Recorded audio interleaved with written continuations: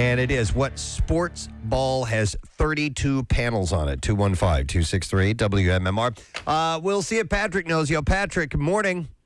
Hey, good morning. How are you? Good, buddy. All right, so what sports ball has 32 panels, please? Soccer ball. Soccer ball. Hey! You're correct.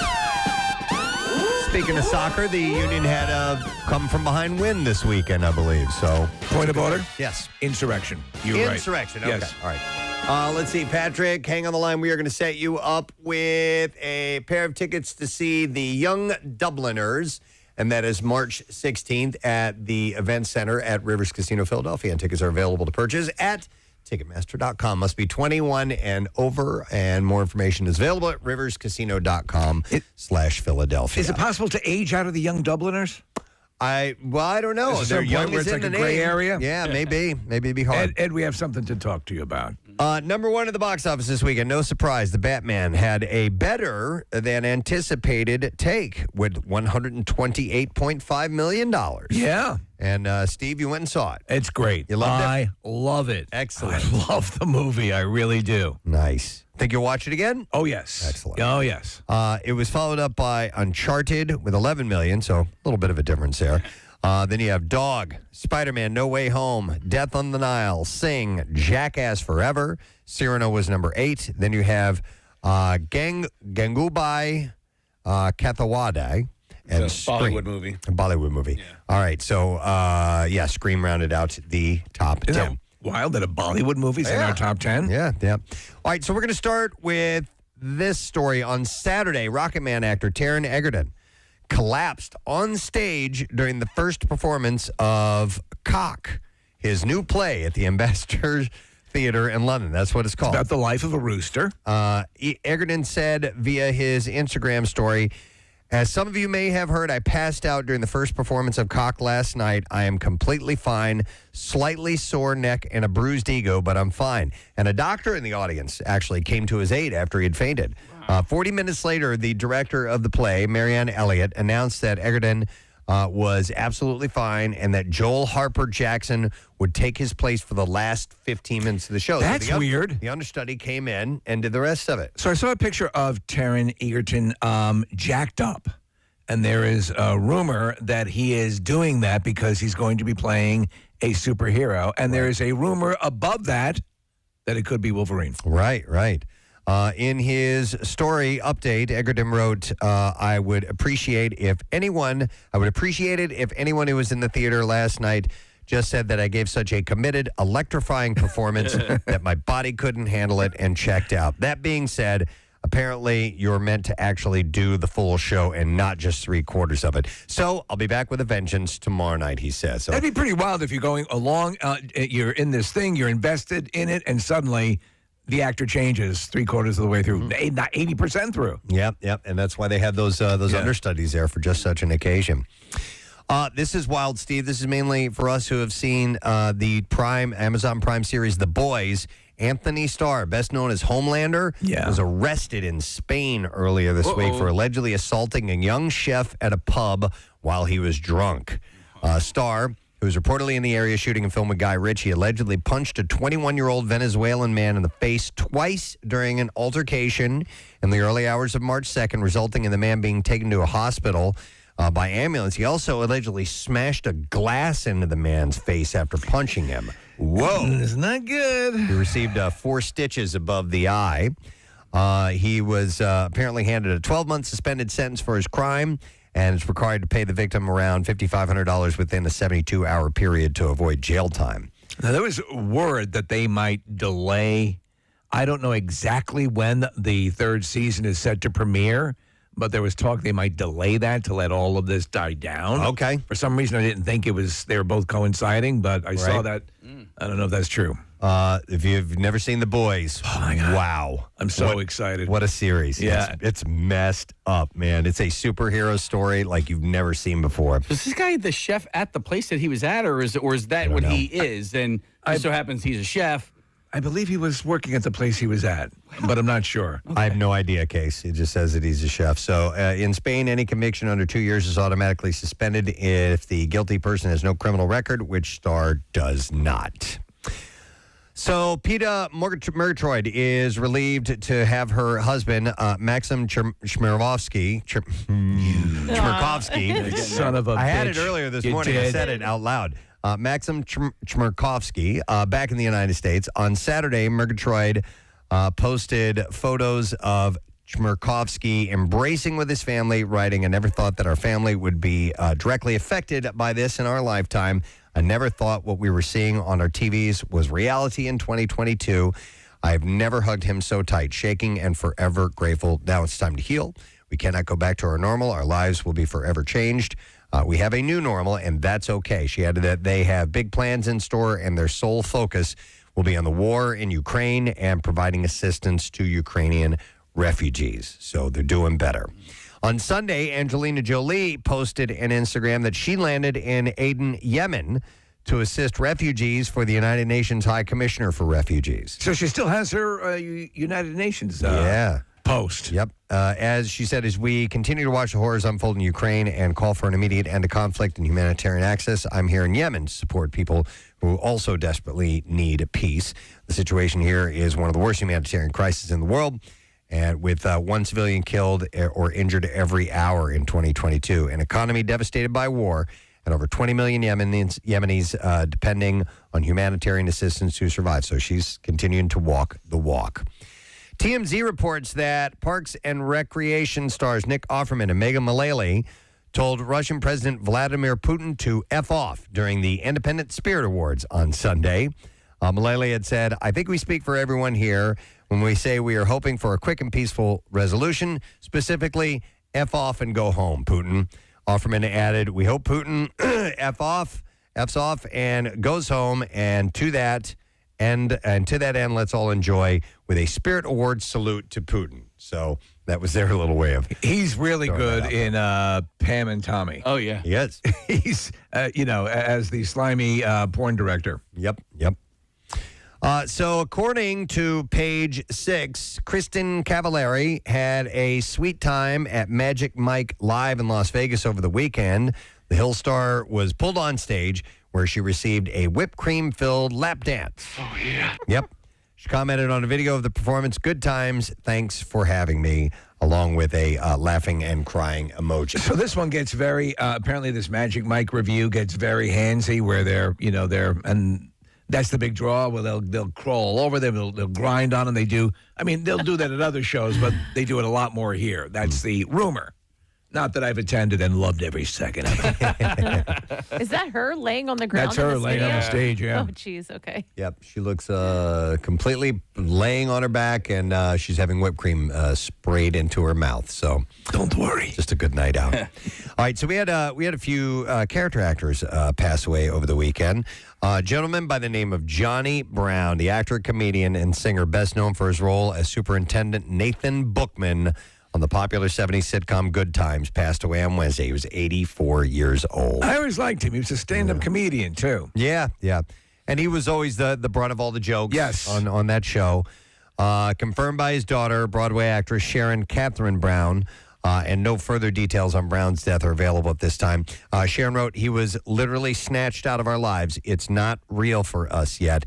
So there will be more to say, but not now. Dad was the absolute best. We love him so very much." So it seems like it was sudden and unexpected. That's the impression I got. Prior to his sitcom stardom, Brown was a seasoned entertainment veteran, regularly performing in nightclub acts with his future wife, June.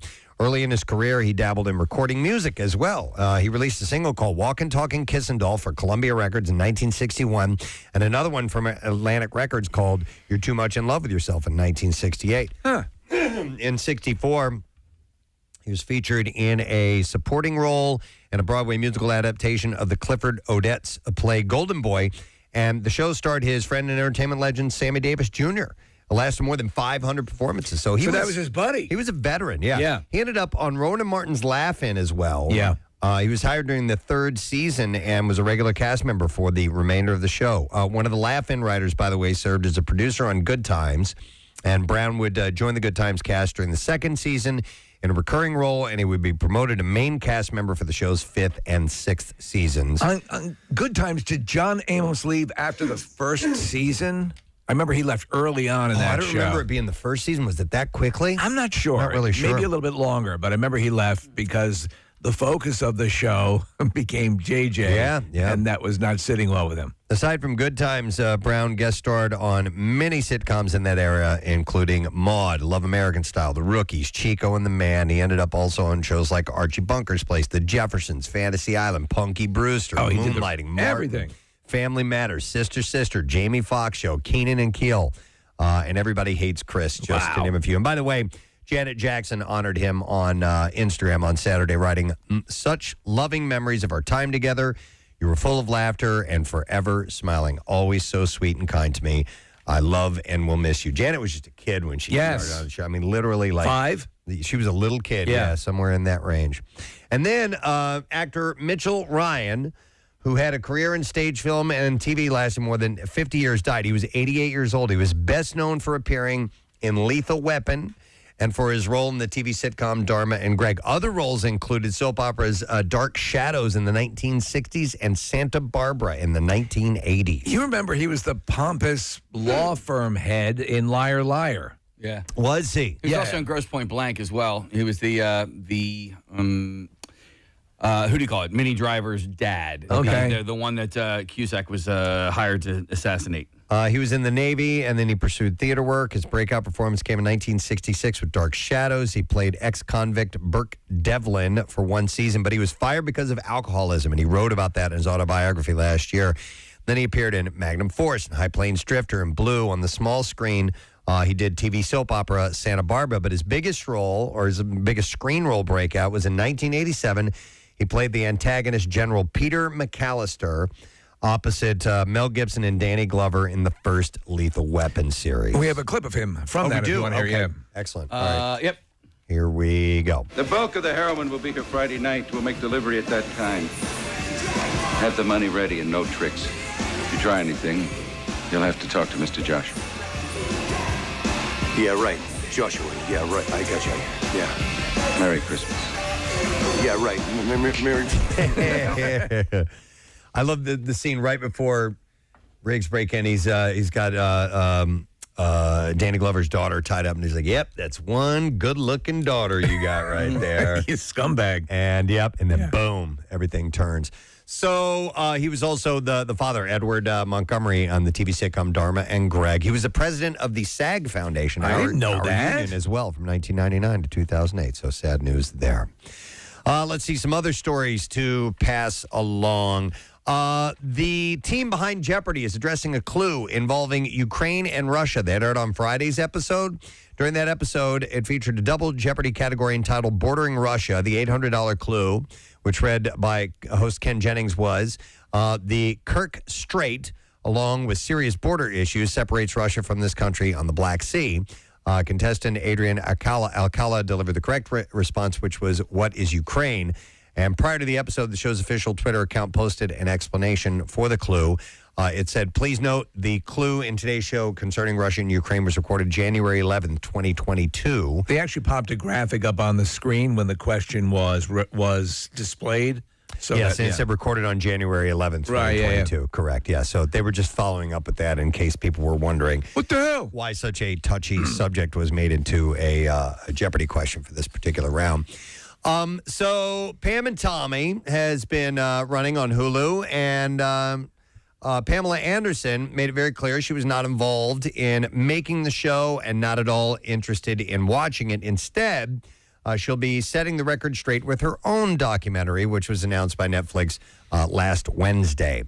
She had said, or the Netflix account had tweeted, the film, which has been in the making for several years, will feature the pop culture icon setting the record straight as she looks back on her professional path and her personal journey. Are you up to speed on the series? I think I got like two or three more episodes. I think we're 4 episodes in. How many are there total? 8, maybe? I think 8. Okay. Yeah, but the episode where she's deposed when they have that. I haven't gotten to that. Yeah, I watched that one last night, man. It's pretty. She was put through the ringer, man. Yeah, it's intense. Also, the guy that played Hugh Hefner, or is playing Hugh Hefner, is spot on. Hugh Hefner, and also the Bob Guccione. You know who's playing him is the guy who from Empire Records. Okay. who played what's his name? They did the pompous singer. The Guccione character or the Hefner character? Guccione. Okay. What's his So what was You that know the character's name in? Rex Manning. Rex Manning. Manning. Same actor. Okay. Yeah. Okay. So the tweet also included a handwritten note from Anderson about the project saying, "My life, 1,000 imperfections, 1,000,000 misperceptions, wicked, wild, and lost, nothing to live up to. I can only surprise you. Not a victim, but a survivor and alive to tell the real story." So that should be pretty solid, man. Looking forward to that. Will Smith is ready to revisit one of his signature roles. The actor is attached to star in a sequel to I Am Legend, his celebrated post-apocalyptic 2000 film. And Michael B. Jordan is also attached to star in the film, which will be written by the original film's co-writer Akiva Goldman for Warner Brothers. So there were two versions of the ending, and I wonder which one they're going to key off of. Yeah, right? There's one where he survives. I believe that there's. Well, yeah. I thought there was supposed to be. So, spoiler alert. I mean, the movie came out in 2007, but a sequel to I Am Legend has long been bandied about with a version of the project discussed as far back as 2012. There's flashbacks in that movie, so maybe that's what they'll do with him. Yeah, maybe. So, I don't know. Yeah, it's kind of wild because when that movie premiered, they were just, not I want to say the beginning, but the CGI zombies, the CGI rage, whatever you want to call them, creatures in the movie, which are basically us, looked very good. Yeah. I wonder what they can do now. Yeah. Goldman and Mark Prostovich co-wrote the original, which was directed by Francis Lawrence and was praised for bringing an intimacy to the blockbuster sphere, as well as for its images of barren cityscapes. Film grossed $585 million worldwide and ended with the death of Smith's character, so spoiler alert there. Scientists attempting to find a cure for a plague that has killed most of humanity and turned survivors into monstrous creatures. It's unclear how Smith might return for the sequel, but he had always loved that role in that movie, and it was great, man. And the dog dies in the movie, which is one of the saddest freaking scenes in any movie. It's just heart-wrenching. So Bill Burr is writing, directing, and starring alongside Emmy winner Bobby Cannavale and Emmy nominee Bokeem Woodbine in the original comedy called Old Dads, which Miramax has come aboard to produce in conjunction with Burr's All Things Comedy. So he's going to be writing this, directing, and starring in it. I didn't know Miramax was still a thing. Burr's feature directorial debut centers on a middle-aged father and his two best friends. He's going to play the middle-aged father, and he and his two best friends, who after selling their company to a millennial find themselves out of step and behind the times as they hilariously struggle to navigate a changing world of culture, career, and fatherhood. Burr and Ben Tischler penned the script and are producing. And production kicked off in Los Angeles last week.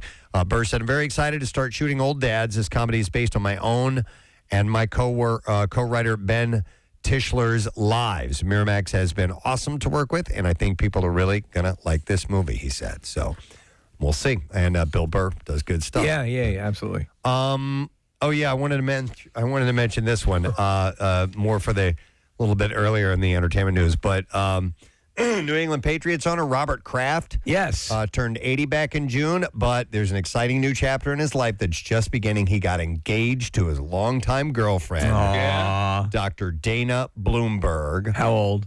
She is 47. Okay, so that's right. That's 80. good. Yeah, He's 80, by the way. At that point, you might And as well. he's the Jack Shack dude, right? Yeah, He got it yeah. or busted at a rub and tug. Yep. Like full on busted, and they ended But up even dropping the still, charges, right? Yeah. Well, I don't know if but what a happy ending for this guy. You know? Yeah, absolutely. I mean, if she's smart, she's like, yes, I'll marry you without a prenup. Yeah. He's 80. Yeah. Well, she's a doctor, right? Is that what you said? Yeah, she is. What kind in of fact, doctor? she's a it says here she's one of the top ophthalmologists in the country and is based at New York Presbyterian Hospital, Columbia. She and Kraft began dating in 2019. She's a doctor. She's doing all right. She's not, Robert Kraft all right. She's not. No. She's going to be mega rich. You said she's an ophthalmologist? Ophthalmologist, Okay. yes, So correct. she knows what he looks like.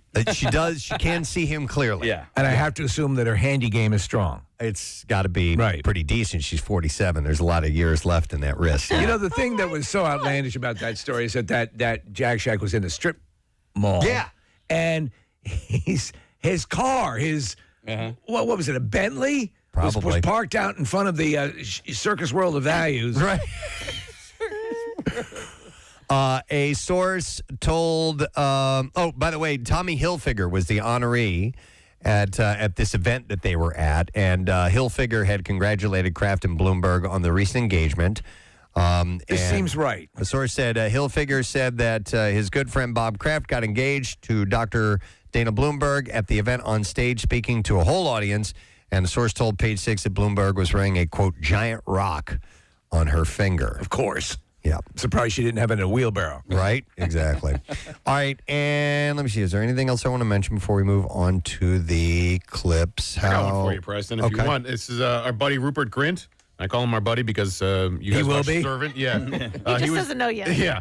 He was just spotted at Manella's Diner on Route 30 in Wayne over the weekend. And he's still in town. He's, I guess, I don't know if they shot Servant and they finished that or not, but he was at Terrain in Devon last week. And so he's still out and about. And the rumor is he and his family have rented a house somewhere along the main line. Okay. Yeah, I have his, not his contact, but his PR.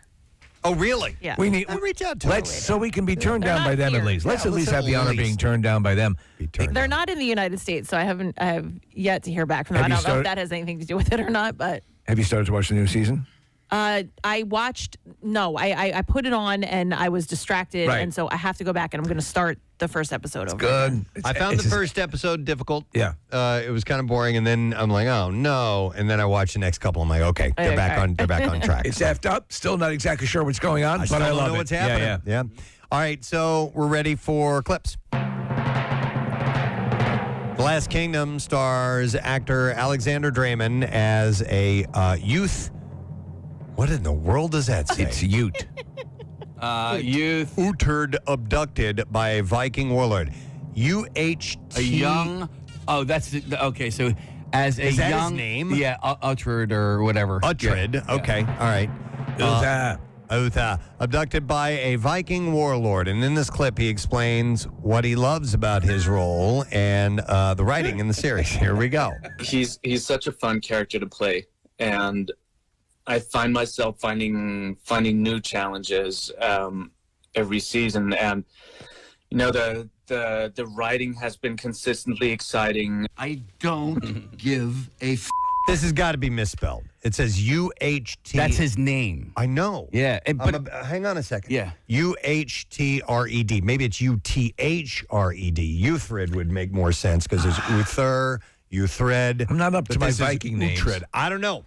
Nick, can you do me a favor? Maybe Look up the cast of The Last Kingdom, and Alexander Draymond is the actor. I don't want to find out. I want this. I'm not doing anything else. Maybe that name is as common until as, we as find out Billy. what the hell is going on here until this is done. Come on, man. No, it's right. Utred. UHTRED. That's a tough one. Yeah. I would buy a vowel if that was Wheel of Fortune. Yeah. Utred. Utred. All right, we're ready for another clip here. 13-year-old Mei Lee turns into a giant red panda, depending on her emotions in the new Disney film Turning Red. In this clip, Sandra Oh talks about how helpful the transformation would be at a young age. I think, something like this not even as a guy, just an example to say, if you're having too big of emotions, are you having a big panda? Are you pandaing out? Are you turning into your big red panda? That's something that I wish I had, a little bit more language. Oh, my balls. Turning Red premieres on Disney Plus Friday, by the way, so that will be out. All right, there you go. That's what I got. Entertainment Report for today. Done and done. We are going to have Ray on the program. He's performing at Punchline this week, Wednesday, actually, for a rare Wednesday night show. And a new comedy album is being recorded that particular night, so you may want to head out for that event. We'll talk to him around 9 o'clock or so. We also have a concert announcement and some other things. So we'll take a break. Sun is shining brightly. Warm temperatures, bizarrely warm temperatures. Awesome. On this day, but just for one day, so enjoy it. We'll be back in a moment. Stay with us. Preston and Steve on 93.3. I did see this article, and believe it or not, it's from Cosmo. It's from Cosmopolitan Magazine. That's all we read. The most popular horror movie the year you were born. Ooh, okay. And this was kind of a bitch slap to you emotionally, wasn't it, Preston? It starts 2 years after I was born. Oh, man. Yeah, it's a fire drill. We have a flashing strobe in the studio. That's why. 1991 was Silence of the Lambs. Yes. I don't consider it a horror movie, but many do. So it was more suspense and thriller. And thriller, yeah, exactly. It's a thriller. Scary. Pleasure to meet you, Dr. Lecter. I'll be working closely with you. Oh, no. Oh, my God. Let me out. Let me out. What's the problem? Let me out of here. They finally found the thing that broke Lecter. Just found your great cellmate. Yeah. Dr. Lecter. Holy Jesus. We're going to become fast friends. Oh, my God. What are you? He's pounding on the glass. Let me out! He's trying to get to that opening where they put the food. Why? What's wrong? I'm going to let my gloves dry out here on the end of the bed. You didn't want to play quid pro quo with him? Nothing. Nah. Yeah. I got a better game, Twister. Oh, my God. Well, 1991, it was the #1 horror film. Let's play Pictionary. 1993. All right, here you go again. 1993. But I guess it would all depend on what was out that year. Go ahead. You want to guess? You're not going to say Jurassic Park, are you? No. Okay. No. But it was Fire in the Sky. Wait, what was 92? Did I skip 92? I think so. Turner and Hooch. It's not on here. The Mystery Year, 1992. What? They just skipped it? Yeah, that's interesting. It was a movie called Hannibal and Michael. Oh, let me out! What is that music? Oh no! Oh, you lead a deranged life. Well, Candyman. I once ate a census taker's liver with some fava beans and Chianti. I once had a Boy Scout Jamboree party at my house the entire weekend. Holy Christ. And it tasted good. Oh, my God. I sauteed them with Jesus juice. I change diapers on my monkey every day. Oh, Holy Christ. And I pitch some bottles and leave them around the house. And my nose comes off. Get me out of here! I mean, I'm 40 years old and I have parties for 9-year-old boys. Holy Jesus! Why? Let me out! Oh, my God. We're going to have such fun. Can you do that list again? Because seriously, when you list it like that, oh my God. Hey, Blamins, I pitch a diaper on my monkey every day. I pitch some bottles. I have an entire staircase as a tribute to Home Alone. I bounce Emmanuel Lewis up and down on my lap all throughout every award show. Oh. I drink Jesus juice. My nose comes off. I used to be black. And I made my kids wear Mardi Gras masks. And have a train, but a real one. Lecter admits everything. I will tell you right now how you can get in touch with Buffalo Bill. I have a dress. I have his whole Exact address. longitude and latitude. Oh, God. Oh, man. Get me out. Nice to meet you, Dr. Lecter. Oh, my God. We're going to be good friends. Corn has launched its new coffee brand called Corn Coffee. Corn Coffee. Yes. It's a great name. Corn Coffee. If you like the driven rock of corn, you'll love their coffee. Corn personally curated the creation of Corn Coffee. Yeah, that's good. Let's see how many K sounds I can put in there. Corn personally curated the creation of Corn Coffee, a process that saw the band members tasting multiple variations for ultimately selecting the perfect roast and blend. Yeah, that one. Each bag of Corn Coffee will feature a special message from the band, which reads, after almost 25 years of touring, making records, and playing in front of all of our amazing fans, we still drink coffee. One thing has remained a constant in our daily routine. Lattes!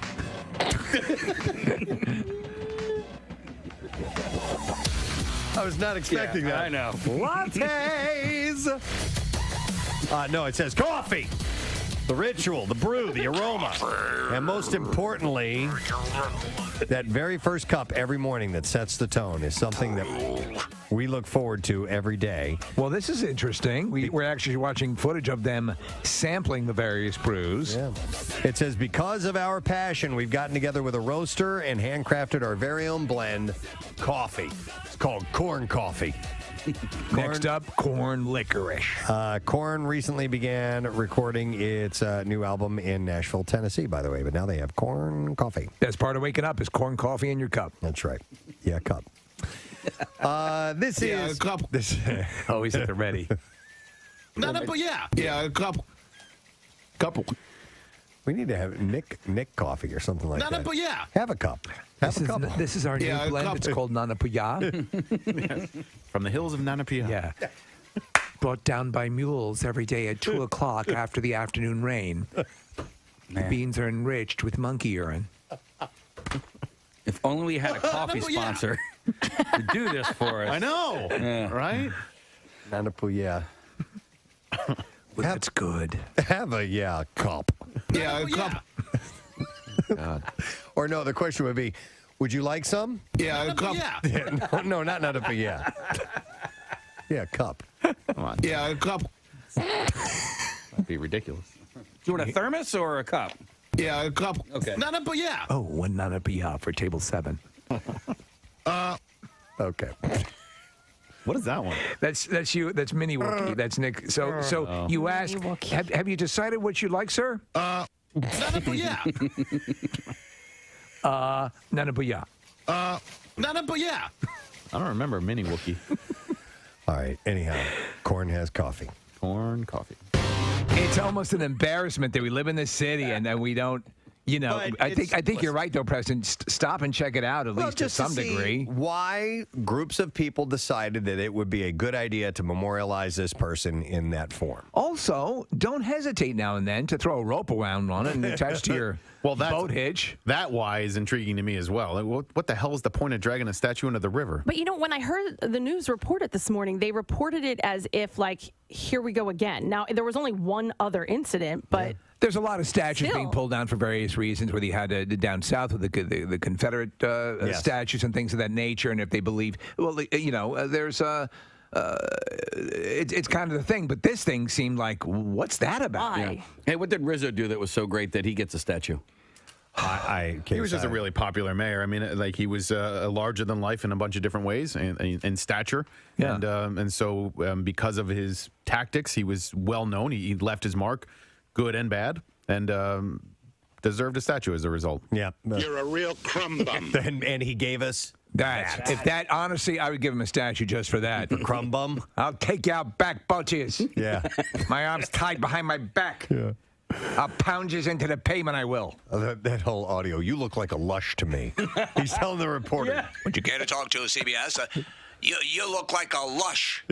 I'll pound you into the pavement. You want to relive that? Yes, I do. All right, Casey's finding the audio of Frank Rizzo when he was confronted. He wasn't happy about it. He was out walking his dog, and maybe the Viking was the Nordic Frank Rizzo. They were confronting him about. You look like a lush to me. What's your story? I hit you with my shield. I'll take you out back and hit you with my shield. Yeah. What are you? You're a crumb bum. You can't find it, Case? I don't know. Yeah, let's Here try you go, this one. Crumb Bum. Go, Crumb Bum, see Frank Rizzo. It says Rizzo. See Crumb Bum. This says call Stan Bowman. Here we go. Yeah, that's it. Hey, Rizzo. Stan Borman from Channel 3 News. Could we... How are you? Fine, sir. How are you? Good. Could we talk with you for just a moment? No, I'm busy. You couldn't answer any of our questions? I wouldn't talk to you under any condition. Why is that, sir? Forget it. Scram. Get out of here. Sir, Scram. Hit the road. Scram. You lush ya. Why? Stand up, please. Get away from me. I'm now a private citizen. Yes, you sir. get away from me. We're allowed to be on the streets, sir. I don't want to talk to you. Get away from me. How do you feel about the security guards Get being away taken off from of you, sir? Get away from me, or I'm going to throw you out in the middle of the street. Gonna throw you right out there. Sir, one more question. I'm telling you, get away from me. You were the symbol of law and order in Philadelphia, sir, for many years. People looked Get up to away you and from respected me. you. Look, creep, get out of here. How could you justify your actions at our cameras last Monday in front of your Get house? out. You're a creep. We're a member of the media. We'd like to have an answer to our You're a question. creep. Why did you attack our cameras? Get it all. Don't miss any of it. You're a creep. Get away from me. Would you answer the question? Dude, he had great pipes. He really He did. did. Listen to his voice. Get away from me. He could do movie trailers. This weekend at the Community Cinema Pucks. You're a creep. Get away from me. Would you answer the question? You know, you hide behind that press card. I'm not hiding behind anything, sir. I just wanted to get some I'll answers. tell you what to do. There's a gang of yous here. There's enough of you here. By myself, I'll take yous physically. Well, I'm not asking you to take me physically. Well, get away from me. Well, sir, I'm on the public street. I should be authorized to be here. I'll break it off. I'll break it off. I'll break it Physically and mentally. Yeah. I'll get inside your brain. This is after he was mayor. Yeah. You know, you think he'd be happy in retirement. but- Nah, he didn't care. Big dude, though. Yeah. You see him next to the reporter. He's a big dude. Yep. Hey, get away from me. I think the He's a statue. cop. He has a He's a cop, statue is right? 1-to-1 scale. Yeah. I'll break it over your head. I'll break it over your head. Hang on. Let's go back. I'll break it over your head. Get away from me, you crumb. That's a challenge, except I'll put my dog away and I'll come back. And you got 1, 2, 3. And I'll do 1, it 2, along 3. Yeah. Follow me. Yeah. Let me just put Fifi back in the house. Come on, Fifi, heel. It is kind of a little dog, right? Yeah. Yeah. with 3. No? No. I can't see the dog. Oh, No, no, it's a I was big wrong. dog. I was Yeah. incorrect. I thought that he had a little poodle with him. Daddy loves you. Yeah. Daddy me loves kisses. you. Give me love monster kisses. Yeah. Now I'm gonna come back and kill yous all. Beat you to death with a tire iron and then dance in your blood. Who wants you to do? Who wants you to do? Gonna put you in the house now. All right, don't be scared. Daddy has to go kill the bad men. I'm coming to kill you now. Dude, calm down. Did you lose your chew toy? Did you lose your chew toy? It's under the sofa. Yeah. Wait right here. Daddy needs to go kill the reporters.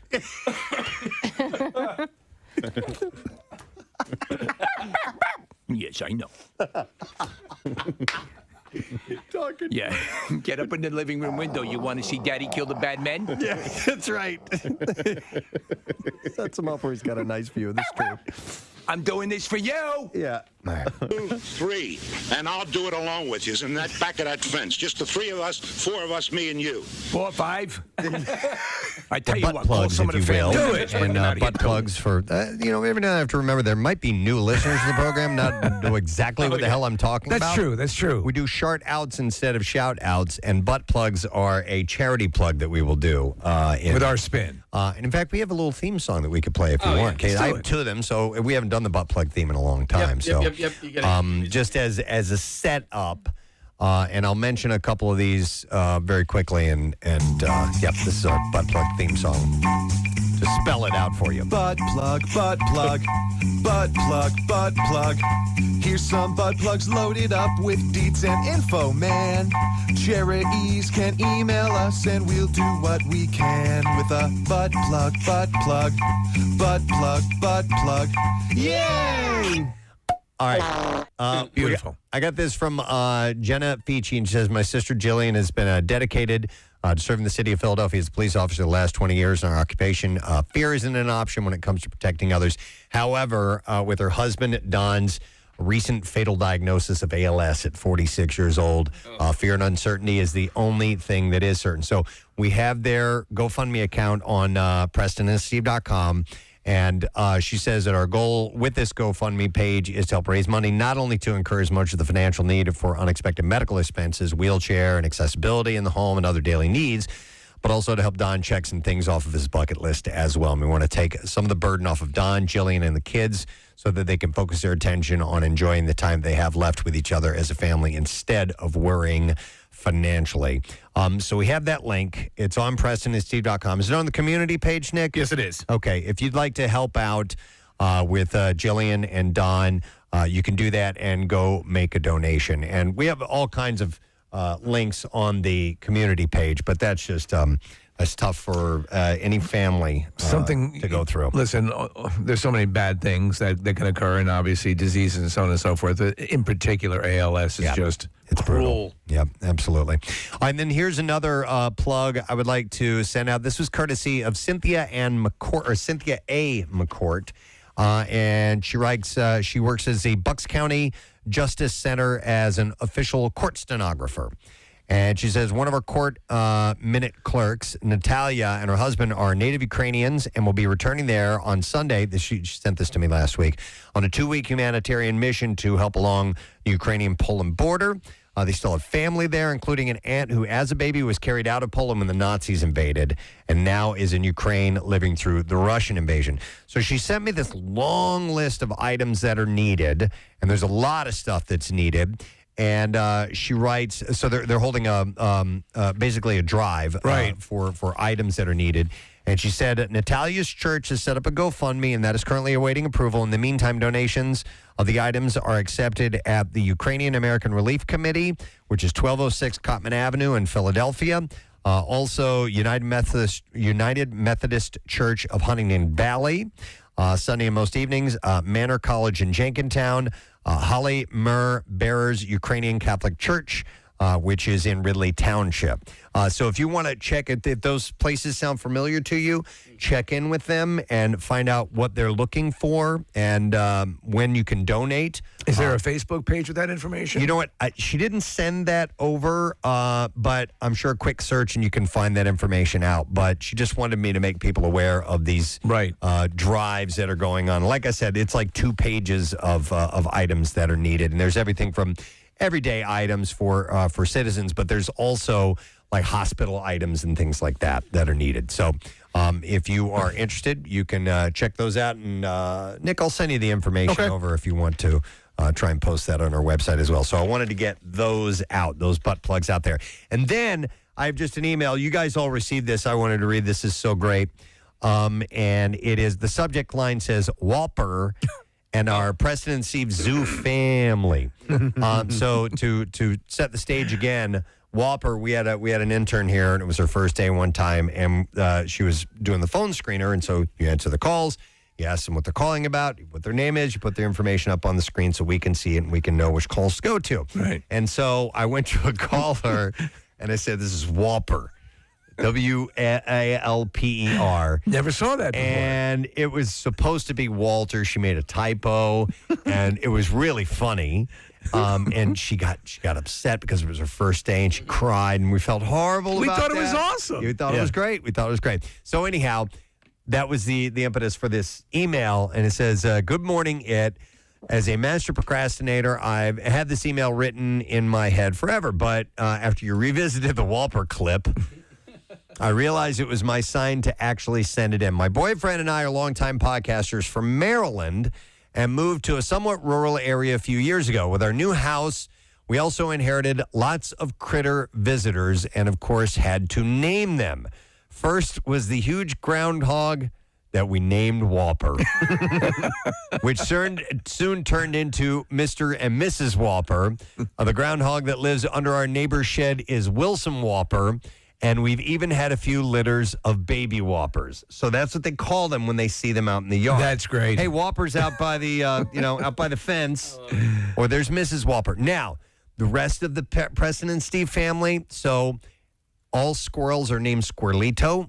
Love it. Deer are Rantlers. Bunnies are Minerva. Nice. Raccoons are Negan. Foxes are Hamass. Okay. Casey, that's for you. And a special one-time visit from Pierre Robert, a turtle, which was a northern-bellied cooter, if you were wondering, they said. We also live down the street from the lumberyard and get occasional visits from their feline pest control team, so they have cats that make it in the way. And Kathy, they've included the follow: Kiki Romano, Kiki. Rico Suave. Yeah, there we go for Dr. Mike. Who's Lou is one of the cats. Got a cat name. And then Bam Bam, a black cat. So that's what they've named it. That's excellent. And they also sent in pictures of all these animals for us. They take pictures of them when they're in the backyard. Wow. And they said, have a safe flight. That's from Shannon and Ben from Baltimore. And also they added a little PS for you, Steve. It says, Steve, PS, you know so much about true crime. I'm dying to know, are you a murderino? I love true crime dramas and stuff like that. I'm not familiar with the term murderino. I've never heard of murderino. I have but no if that idea. is someone who loves crime and documentaries about crime and stuff like that? Yes, I am. Sadly, I don't know what that says about me, but I am. Nick's looking up what is a murderino. I don't know if they made it up or what. It says, person with a borderline obsessive interest in true crime and the specific nature and details of disturbing murders. Okay, and it also says here, the fan base for my favorite murder podcast. So that's probably more specifically what So it that is, I am not right now, but I will have to check into that. All right. So I thought that was fun. I thought that was cute that they named their animals after Preston and Steve's show, people and things. And that they do all that. So that's really cool. All right. I did notice some things. One of their animals could be a noticer. Maybe he just pops his head up and looks around a little bit. Did you say you did or didn't? I did. Oh, yeah, all right. Yeah, I did notice. Across an empty field. A few things. Oh, yeah. Down an empty alleyway. So we're going to start He is the noticer. with 7 days a week, 24 hours a day. Never. He notices so you don't have to. That's what I do. So Wordle, the New York Times has that now, the game. My wife is addicted. In late January, they took it. So Word Finder X, a word games reference tool, conducted a study using Google Trends data to find just how many people are searching for the answer to the day's Wordle game. Apparently, people are trying to cheat. Oh, come on. What's the and point find of out the that? answer. I know. What's is the purpose? point of that? What is the Fun. purpose? You're playing yourself. Yes, exactly. Who are you beating? Right, exactly. I killed it. The study looked at data through February 20th and found Google searches for, quote, today's Wordle increased by 196% since the New York Times bought the free game. So, to me, that was always like the case, Preston, with like like the early on the hacks in Halo and stuff like that, the cheaters hacks. It's like, what does that do for you? here's what I think people are doing. I think that they're making it to their fifth guess. Maybe. And they're getting it wrong. All right. And then they're going and trying to find out the answer so that they never have a wrong. So they have 100%. I got you. I mean, listen, That's makes what me, I think. That makes me angry when I get to the end and I can't figure it out. But like, what if somebody tells me the answer? There's no satisfaction in that. No, there's zero satisfaction. That's why I don't understand. Like you either, but for some you people take there the is. loss. Bizarrely, for some people there is. Yeah. Anybody play that game Hurdle that was sent to us yesterday? It's a Heardle. As Matt Haggerty sent it to us.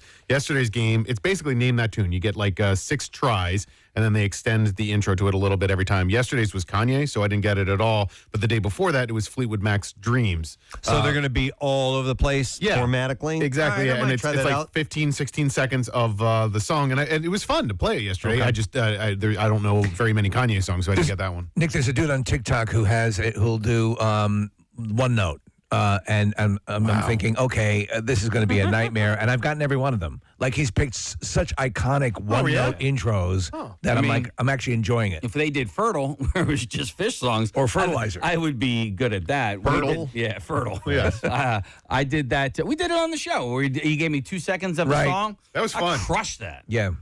I'm perfect on Wordle right now. I have 49 straight victories. Well, Pretty I mean, I got one wrong, but we'll never know because now everybody knows because I just said it. But it keeps resetting my score. Does it? Yes. That's BS. Yeah. I was so close to not getting it yesterday. I'm so mad because I'm like a battered person. A battered person? I'm so scared because they keep giving us double letters all the time now. Mm-hmm.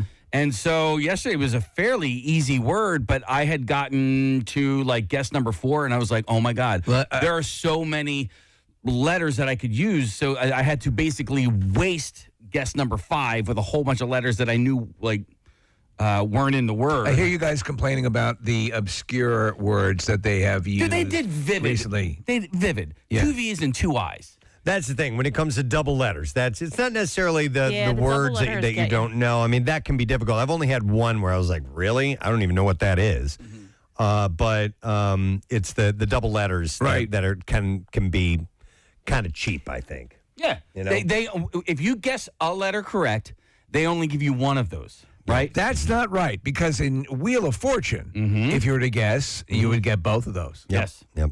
And that's not right. So, search interest for the day's Wordle has had the largest one-week increase from February 6th to the 13th, when interest jumped from nearly 70 on Google's popularity scale to 100. Word Finder X says the biggest cheaters can be found in New Hampshire, Rhode Island, Vermont, Massachusetts, Wayne. It's all the Northeast. It's New England. It's New England, yeah. Son of a And bitch. Washington, D.C. Patriots fans. Yeah. You know what's not in there? You notice? David Hasselhoff. Cheaters were least likely to come from Alaska, Mississippi, New Mexico, or Kentucky. Well, they know their words. Yeah, I guess they're word knowers. You word knower. All right, anyhow.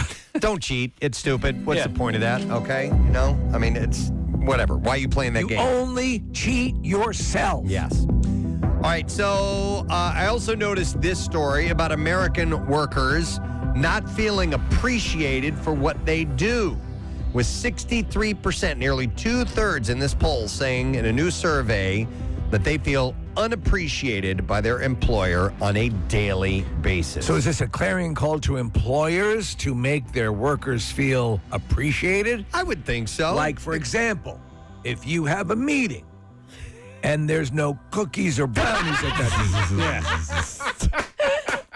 Do you make it up to that particular station in the cluster by giving your cookies and brownies to another station? That's a good example. I mean, that's a really good example. That's, I like that. And that's a hypothetical. Right, yeah, that's of not course. rooted in any reality. Nope. Almost as many, 59%, say they've never had a boss who truly appreciates their work.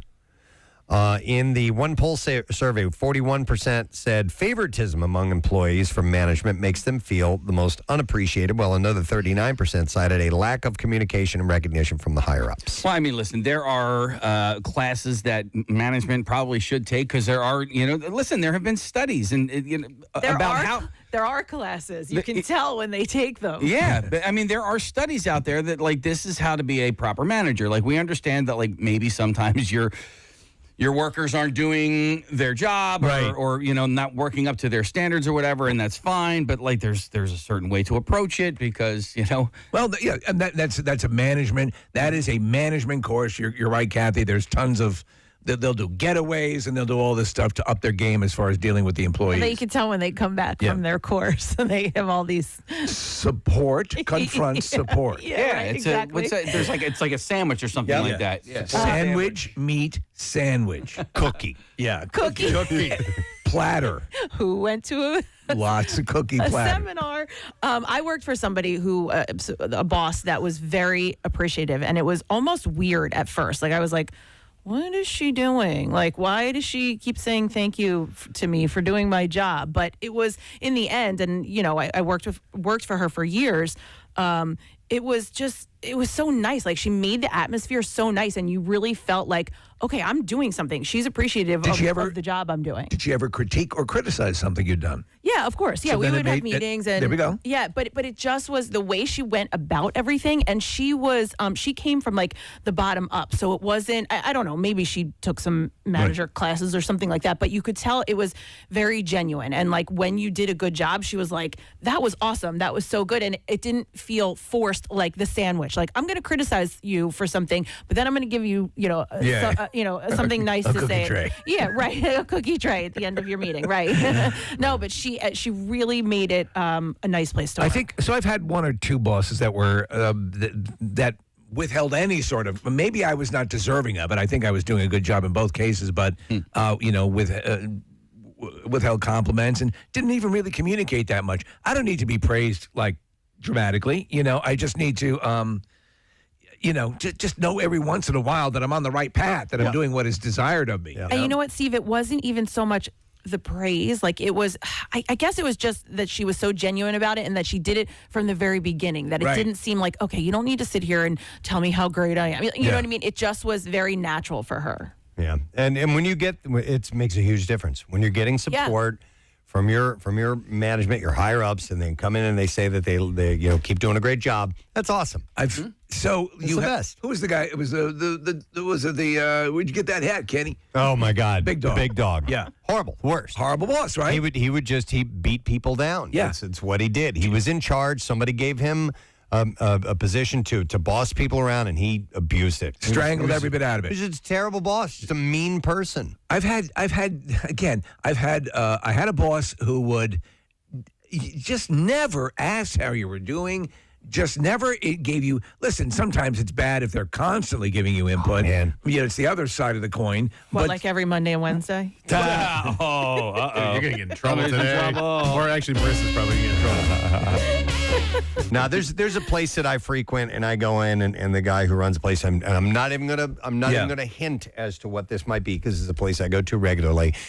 But I see this person just. Oh, how can you work for this individual? I would just be miserable. Just never, just never complimentary, never in a good mood, even to patrons, not just the people that that's a nightmare work under this person, but just not a pleasant person. I'm like, man, oh man, why are you in the business that you're in? I have no idea. But anyhow, that can make things miserable. Here's a text that came in. It says, I've worked for the same company for 23 years. I've had 2 separate supervisors tell a large group of employees, if you don't like it, quit. I got applications of people waiting to take your position. That really gets them fired up, doesn't it? Yes! Yeah, Can't wait to You're work. nothing! God. No, honestly, that it does make a difference with our Monday and Wednesdays, but Bill will go out of his way to tell you if you've done something nice. I've had cases where it seemed that the boss that went out of their way like this to tell you when you're effing up. Never a word about anything you've done right. When you were told that you can be replaced by anyone, right? It's just, why do you even want to stay? You know, I mean, that'll motivate him. I have no reason to want to be here if you're going to take that attitude. If I could train a monkey to type, he'd be sitting in your seat. I'm going to go to Jen. Hi, Jen. Good morning. Hi. You guys rock. Thank you, Jen. What's up? I've worked in restaurants for, gosh, I hate to say how long, but 20 years or so. And, started off, of course, as like, the low on the totem pole and up to assistant manager. Right. And quite a few I'd say one in particular stands out. I was told I was too nice of a manager. Oh. And that I couldn't get results by being nice. And then this person was the complete opposite. She believed that being a bully and intimidation and manipulation was the way to get results. Yeah. And from that point on, I just refused. I know how to get the job done. I hope and motivate, the staff to get the job done. But I just, from that point on, I was never going to be a mean manager. Yeah, screw that. That's ridiculous. Yeah. It's the antithesis of who you are. And you can't pretend to be somebody else. Thanks you for your call, by the way, Jen. Speaking of the restaurant business, there was a place that was, and I can say where, because it's not around anymore. Yeah. There was a bar restaurant called Philly Rock. I would do a regular Friday appearance at for years. And the manager there, this woman was known to be a stone cold bitch. Really? I mean, just mean to the people that worked for her, mean to the people that came in there. And I'm like, how do people like that keep a job? Are they now? There was a wealthy owner of the restaurant. There you go. She had possibly. the ear of that person, I think. But what do they all of a sudden just flip and turn into a different? Is it Jekyll and Hyde? Are they in a completely different person when they're not around? You know what I mean? When they're dealing with their superiors, I've seen that happen. I've seen it happen many times where you'll have someone who perform the Jekyll and Hyde with the subordinates. They're a nightmare, and when their superior comes in, they're completely obsequious, and they're absolutely the opposite. Ugh. So it drives you crazy. We had Preston. I don't know if you remember. We had a boss who, and I'm not going to say. But this particular boss told us that if the employees were making enough or making a lot of money, that they weren't as motivated. And the funny thing is, I'd seen a documentary like 2 nights before that where Saddam Hussein was saying the same sort of thing about motivating. You got to want it. Yeah. They can't have too much to eat, or they can't have too many creature comforts. By the way, in this poll, almost half, 46% have left a job because they felt unappreciated, and 65% admitted that they'd worked harder if they felt it would be noticed by management. When asked how employers could improve, 35% say that they'd like recognition in the form of perks, bonuses, or recognition program, and 33% named salary increases, and 30% say wellness and professional development stipends. 22% name praise from management, and another 22% say they like recognition from their peers. It can be as simple as verbal praise. Yeah, it can be. Obviously, money is talks the most appreciated. BS walk. But if you would at least offer encouragement, or not encouragement, but what's the word I'm looking for? Not support, but sex. Well, What? yes. I didn't consider that, but yeah, constant support or Positive reinforcement. Reinforcement. Thank you. That's what I would like, Casey. On the flip side, too, it helps if you're the employee to have a realistic view of what you're required to do, what you're worth. Man, I had a boss one time who just did not have that, Steve, and it was funny because, first of all, I should say being a boss is hard, right? Like, It's very you hard. are a manager of a lot of different personalities, and some people work harder than others. So I'm not discounting that at all. But this guy, one time, this was when I worked in a restaurant, and the manager, you could just tell he didn't want to be there at all, ever.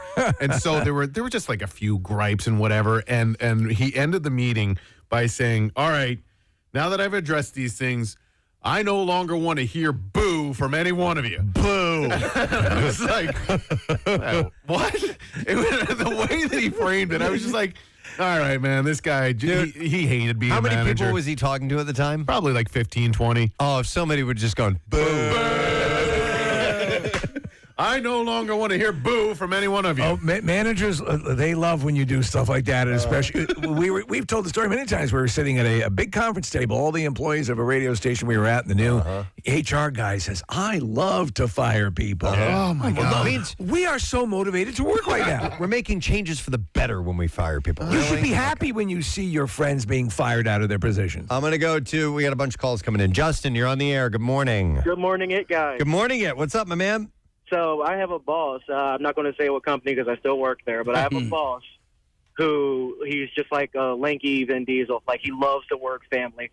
Says it all the time. And here we're like a family, and everybody when one person is down and out, we all rally around him. We're brothers here. We see each other more than our own family, and you scoff at it because it's like, not by choice. But I remember one particular instance. It was right at the end of the COVID shutdown for us. My sister, she had been diagnosed with ALS. She was sick. So, not a lot of time left to spend with her. Right. She was in the hospital. We didn't know if she was going to come home. So I told my manager, and I said, "Look, my sister is very ill. I don't know how much time I have left. She's coming home from the hospital today. I would love to spend this day with her." And he said, "Nope, you have to come in. We called you back in. You must come back in." And I'm like, "I can't have half a day." And he's like, "No."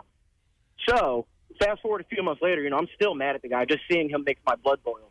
But somebody stole from the company, and somebody got in trouble for it, but it wasn't their fault. They knew it wasn't his fault, but, his neck, he was supposed to take care of it. Right.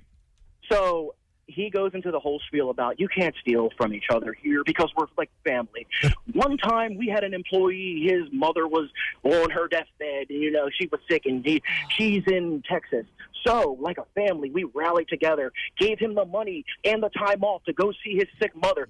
Meanwhile, I'm standing next to him, glaring daggers, and other people who know the story are like laughing and like they're like patting me on the back. They're like, "Stay calm, stay calm." And I'm like, "Go ahead, sir." No. I mean, you don't want to lose your gig, and yet you're infuriated at the same time, and so you're standing there and you're like, how do I approach this? So obviously you didn't go at him for this, but it's something that sticks in your craw, and you have to deal with it all the time. Correct? Oh yeah, it's still like right now telling you guys this story. I'm like shaking mad because my sister has since passed, but the story is like literally he's telling it, and he's just like getting this choked up, and he's so taken aback, and he's so grateful for how much we're like a family.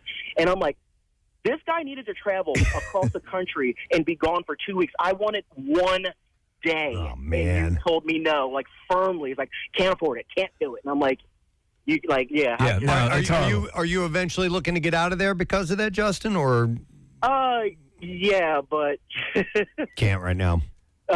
well, no, it's just there's promotions available. Okay, so if you can promote your way out of it, that's cool. There are games that have to be played sometimes and things you have to do. But listen, I'm sure this guy doesn't understand the irony of what he was saying when he said that. So, and that's something again. If the employee and the employer can kind of really assess things, I think if those communication lines open up, there'll be a lot more happiness around the workplaess. Oh, yeah, that's the thing. I've communicated with them. I've told them. I said, she's sick. And the whole time, I was like, he knew that, like, oh, we don't know what's wrong with her. Her legs stopped working. Right. We don't know it. We're waiting on a diagnosis. When the diagnosis came out, I walked into his office and I told him, I said, in the coming months, I'm not going to have her around much longer, so there will be days where I can't come in. It's horrible. So he knew. Justin, hang out long enough, become his boss, and then one of his family members is dying. You can turn it right now because those promotions are coming up. All right, Justin, sorry to hear about that, but thanks for the call, man. We do appreciate it.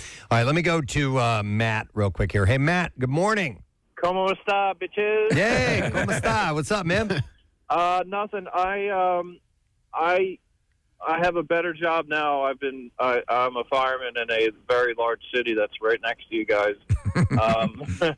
And I had a boss before that kind of, he was a great friend along with being my boss. Like I would take my family over there. His kids would play with my kids. And it was tough sometimes because he would be tough. And it was like... All right, so you're saying he's a family friend, but he was a tough boss? Yeah, and it was almost like that you couldn't, I wouldn't say you couldn't do anything right, but it was just like... Yeah. Was it... okay, yeah. Was it like you're Tom Cruise and he was Kelly McGillis? And so you had this relationship outside of work, but he had to go a little bit harder on you to let you... Because sometimes that does that. It sucks a lot of times when a friendship is lost because someone gets promoted up, and you got to deal with that. Is that kind of the dynamic that was working with you, Matt? Yeah, well, he was the boss from the very beginning. I started working for him when I was 16, I think. And then I worked for him for 10 years. And it was just, I'm trying to think of the words to describe it. It was kind of just like awkward. Nothing ever pleased him. Oh.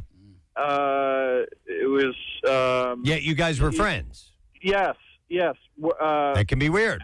After 5 o'clock. Would he, when you guys went out after work, would he say, I've got this loser employee. Can't get anything done. And he is such a waste. Who is it? Well, I don't want to tell you, it might hurt your feelings, but it sucks. It's a bad dynamic. That can be a tough situation. Thanks, man. We appreciate it. So anyhow, the bottom line of this is that most people, according to this poll, feel that they're underappreciated by their management, by their boss. Is the best way to perhaps make things more enjoyable at work is to steal things? Oh, for the employee? Yeah, and sell them on the dark web. It doesn't say to not do that. Okay, so that's a tacit approval. Maybe it is. I don't really know.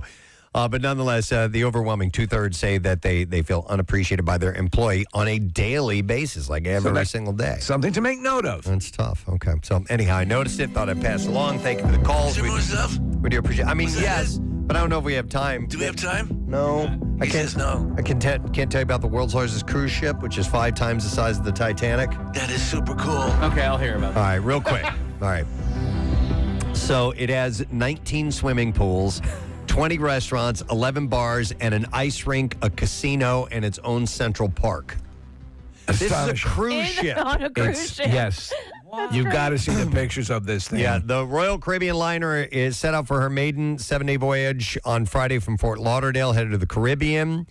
It is 1,188 feet long, can carry 7,000 passengers with 2,300 crew members. 2,300 crew members, and I believe it's 18 decks? Yes, it is 18 decks, and I think 16 are for passengers. And who owns it? It's Royal Caribbean. Yeah. And it's, let's see, it has a top speed of 25 miles an hour or 22 knots. Can you imagine the power needed? What it has for? Is it nuclear? Yeah. 20,000 kilowatt diesel electric thrusters under the stern and 4 bow thrusters, each generating 7,500 horsepower. And it's called Wonder of the Seas. Took 3 years to build in Saint Nazarene, France. And costs more. This is a story of the UK, so it's in pounds. It's £1 billion, so that'd be, I don't know, over $500,000 or half $1 billion. Be like 700 million, something like that in that range. I'm Yeah. assuming, just a ballpark. How many figure. milliliters? So it was originally been set to launch from China last year, but the pandemic changed things. So on board is a boardwalk designed on the Coney Island attraction. It's lined with restaurants serving up Italian, French, and German cuisine, along with U.S. staples such as hot dogs and pizzas. There's also a Vegas-style casino on board. Like I said, there's a Central Park on another deck complete with 20,000 plants and trees. Passengers can sip cocktails made by robots in the Bionic Bar. Hang on. What? Yeah, they say, Preston, if you were to stand it on its stern upright, many passengers would fall to their deaths. No. Probably. Yeah. If that doesn't appeal, there's a rising tide bar, which has a moving platform where guest seats are moved up and down between the promenade on deck 5 to Central Park on deck 8, and providing great views. There's also activities and entertainment on board, like the musical Chicago, performed by a Broadway cast, an aqua theater where high divers plunge from 60-foot boards into swimming pools, and nightly extravaganzas. I can jump off the high dive. In the indoor ice rink. So they got professional ice skaters I mean, there. the theater in the back of this thing is like a full amphitheater. Well, that's where they do the diving. Yeah. From 60 feet up. How many employees did you say? 23. Just employees. 2,300. 2,300 employees. Wait, I'm So- watching the robot bartender. Okay. And all the liquor bottles are hung from the ceiling. And so the robot lifts its arm, and then it'll put, I guess the exact amount of alcohol and mixers in it, mix it up, pour it in a glass, and then it slides down like a countertop to where the person's waiting for it. There's also the surf pool, which generates 12-foot high waves and 80-foot 10-deck high zip line and 2 rock climbing walls. There's a mini golf cart course, laser tag, video arcade, outdoor movie theater, luxury spa, and state-of-the-art gym for you. I mean, come on. I mean, I don't love cruises, but I'd go on this. Here's my thing, though. Like, the cruise destination, I believe, for this particular ship is the Caribbean. Yes. So I'd rather get to the Caribbean as quickly as I can and enjoy the Caribbean. If you're really on something where you're going to be on the cruise ship a lot, I think this would be the way to go. Well, they don't get off the ship and stay at No, separate but you get hotels. off and do the day at the location. So I'd be okay with going back to that and like This is your experiencing hotel. all of that, as your hotel and at night. Right. So this is staying in a hotel, enjoying it for a couple of days, Right. and then getting there and running around, spending the day in this location, and then coming back to your awesome hotel, which has all this stuff to do. Laser tag. Yep. And there's a number of clubs and activities designed for kids of all ages, including Playscape, described as an onboard wonderland for kids. It has a slide that lifts riders up a near vertical wall on a raft before flinging them back down with a giant splash. Thrills can also be found in the Ultimate Abyss, which is a 100-foot slide which drops from deck 16 to deck 6 in 13 seconds. That's 16 stories. Yep. Mm-hmm. So there you go. On the ship. Yep. No, Do they have ice machines? I think they have ice machines, yes. I did watch this documentary on cruise ships before and how many people actually die on cruise ships. So this was published in December 20th of 2021. There's an average of 200 deaths occurring on cruise ships each year. Really? 200? Like there was one I One watched. particular ship? No.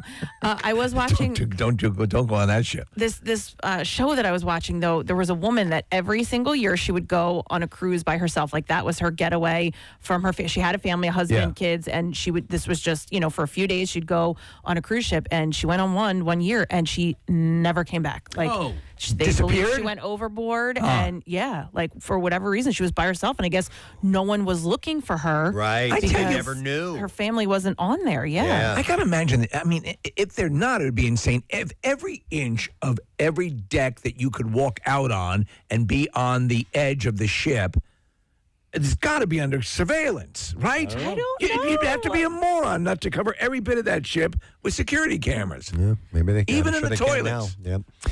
All right. Well, anyhow, this thing is out and moving on the water. If you're interested, and that's all that I've noticed for today. No more noticing. We're done noticing. You noticed a story that went really long and kind of got the short end on the ship. Yeah. So, but it's still good. It was still good. All right. We're going to take a break. We're going to come back in a second. Some bizarre file stories, good ones in there to share with you. We're going to have comedian Toure on the program later on. So make sure you hang out. We'll be back in a few. What kind of a man you are? You're less than a man. You're a less man. Okay, you're a crumb creep. A crumb creep. You're a moon creep pie creep crumb. You're creep brulee. That's what you are. Creep brulee. Yeah. As if someone's taken one of them little torches and fried the top of your head into like a caramelized sugary thing. You are creep brulee.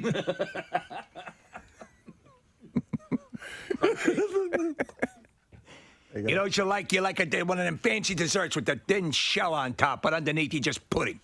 Just pansy pudding, creep crumb, pansy crumb, creep creme, crumb, brulee creep creme. With sugar on top. At this point, they've just shut up. They just let them know. Because they are like, we are getting gold right now. Just let this roll. Put that on camera. You're a crumb bum, the three of you, and I challenge you. He wouldn't talk earlier. I'm not talking to you, right? I'm not talking to you. And now, Stan Bowman hasn't said anything for like 5 minutes. He actually fell asleep. What are you, Stan? Are you asleep?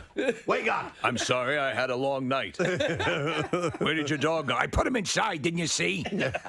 There he is, and they're looking in the window there. Just me.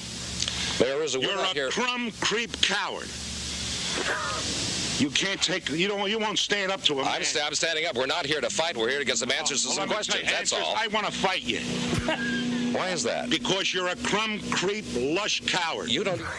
Crumb creep. He keeps adding on. Lush coward. It started with one. Then And you're a Methodist. Now he's up to What? he's up to 4. I don't know. I'm running out of desserts and various disgusting things. Are you keeping a list? Do you know, like, okay, you're a crumb, you're a creep. Wait a second here. You're yellow. I keep a list for things like this. You are a jackass crumb, creme, creep, cram, crumb. Oh, that's the wrong list. That's the potential dog names. Thinking about getting another one, huh? It was in Chestnut Hill. Wait, hold on a second. Honey, where's my reported bad name list? It's in the closet. No, I looked in there. I was looking for the dog's chew toy. I'll get back to you. What's your number? Give me your number. By the way, Marissa. I remembered it. By the way, He gets a call late at night. No, he calls him back later on. Better call this guy up. Yeah. You're a yellow crumb snake. Have a lovely Thank you very much. Yeah. Have a lovely evening. For that creep. Oh, you creme creep cram. You're an apple crumb creep cake. A moron. Yeah, that wasn't that good. Scratch that one off. That's not good. Yeah, that's. I think when I try to do French desserts, it doesn't work out. I'll stick with the German stuff. Oh my God. I'm glad we revisited this. Oh my God, I'm getting tears on my glasses here.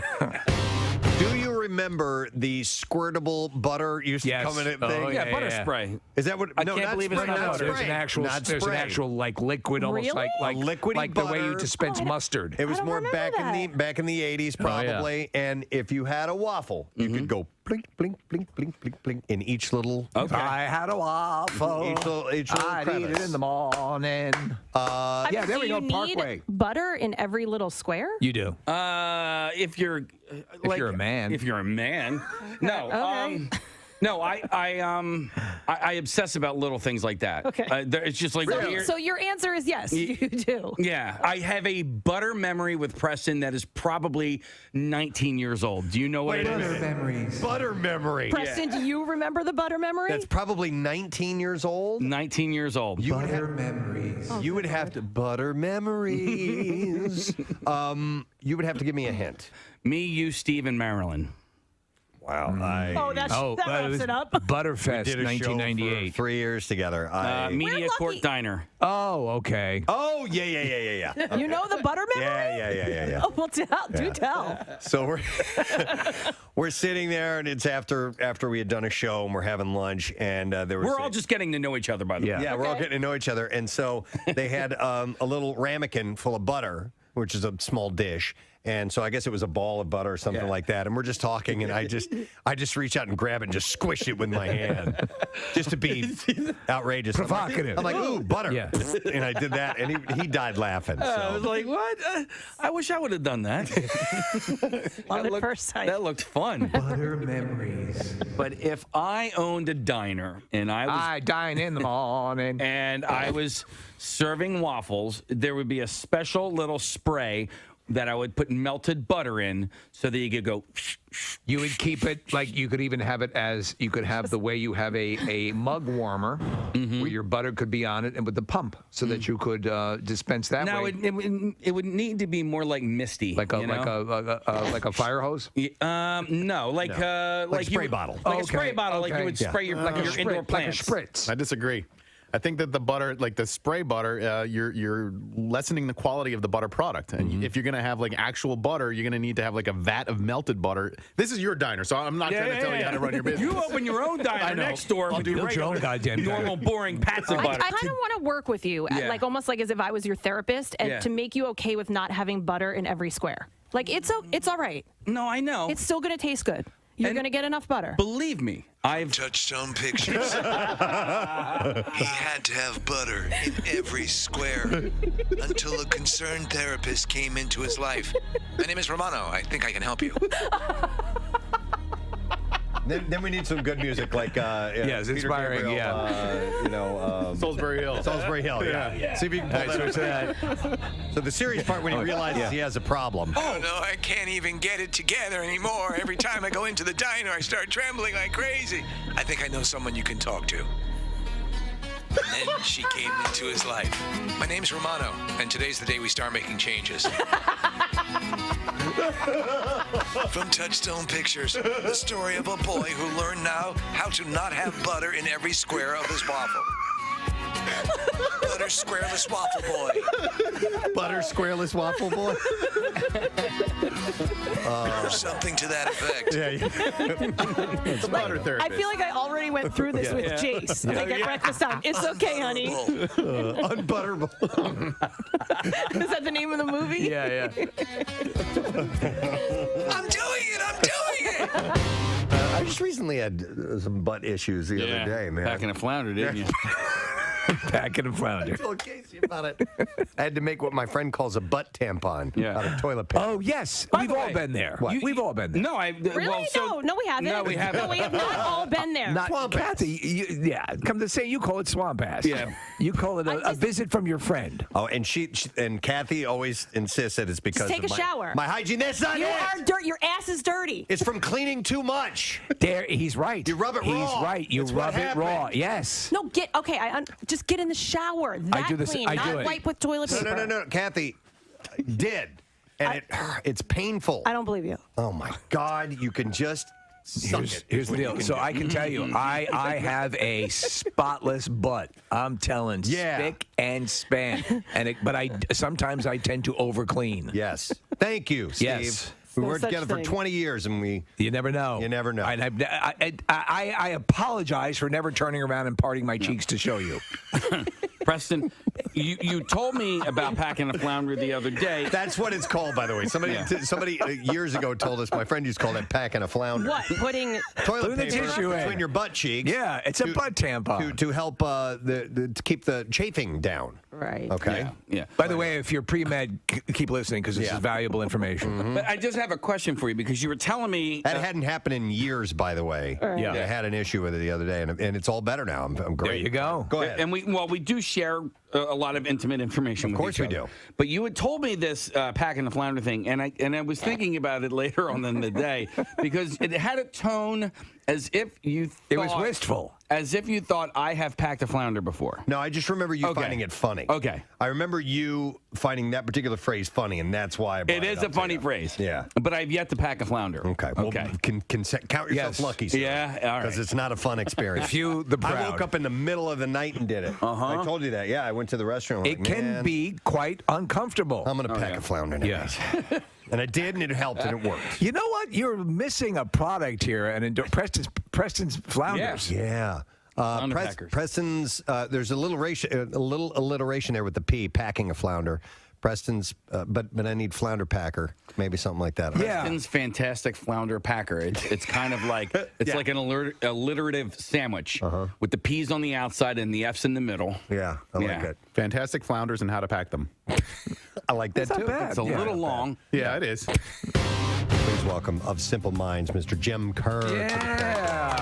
Very kind of you. Thank you very much. A real pleasure to be here. And by the way, Jim Kerr, I believe, is actually how you pronounce your last name, correct? You got it right. In Glasgow, they would say that. In Glasgow. Here, they say more kind of Kerr, which is nice. Yeah. But we're a bit hard on the E, Kerr. It reminds you where you are, I guess, when you hear your name pronounced a certain way. Well, my mother's favorite actress was Deborah Kerr. It's a good choice. So, Nice compliment. there you go. I would like to. I'm going to start by throwing a lot of love your way. Your performance, and I'll get right to the song that broke the band in the United States. Don't You Forget About Me. Your performance of that particular song means so much to me. 1986, around that range. Was when I was a senior in high school. The Breakfast Club, the film had come out, and it just spoke directly to a person like me. The song was such a huge part of the emotional impact of that film, and it has now become my almost.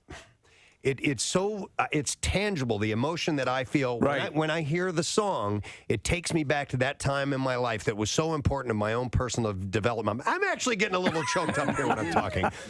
And you were the passion in your voice. Now, I'm probably going to overuse the word passion as we talk to you, Jim, because that's how I always categorize your vocal style. You're singing very, very passionate. And at that time, it rose above a lot of the other things that were on the radio at the time. And so, number one, I want to thank you. And I know that song wasn't written by you or your bandmates, but I think what you did with it just went above and beyond. It's the performance. And surpassed what that song really was.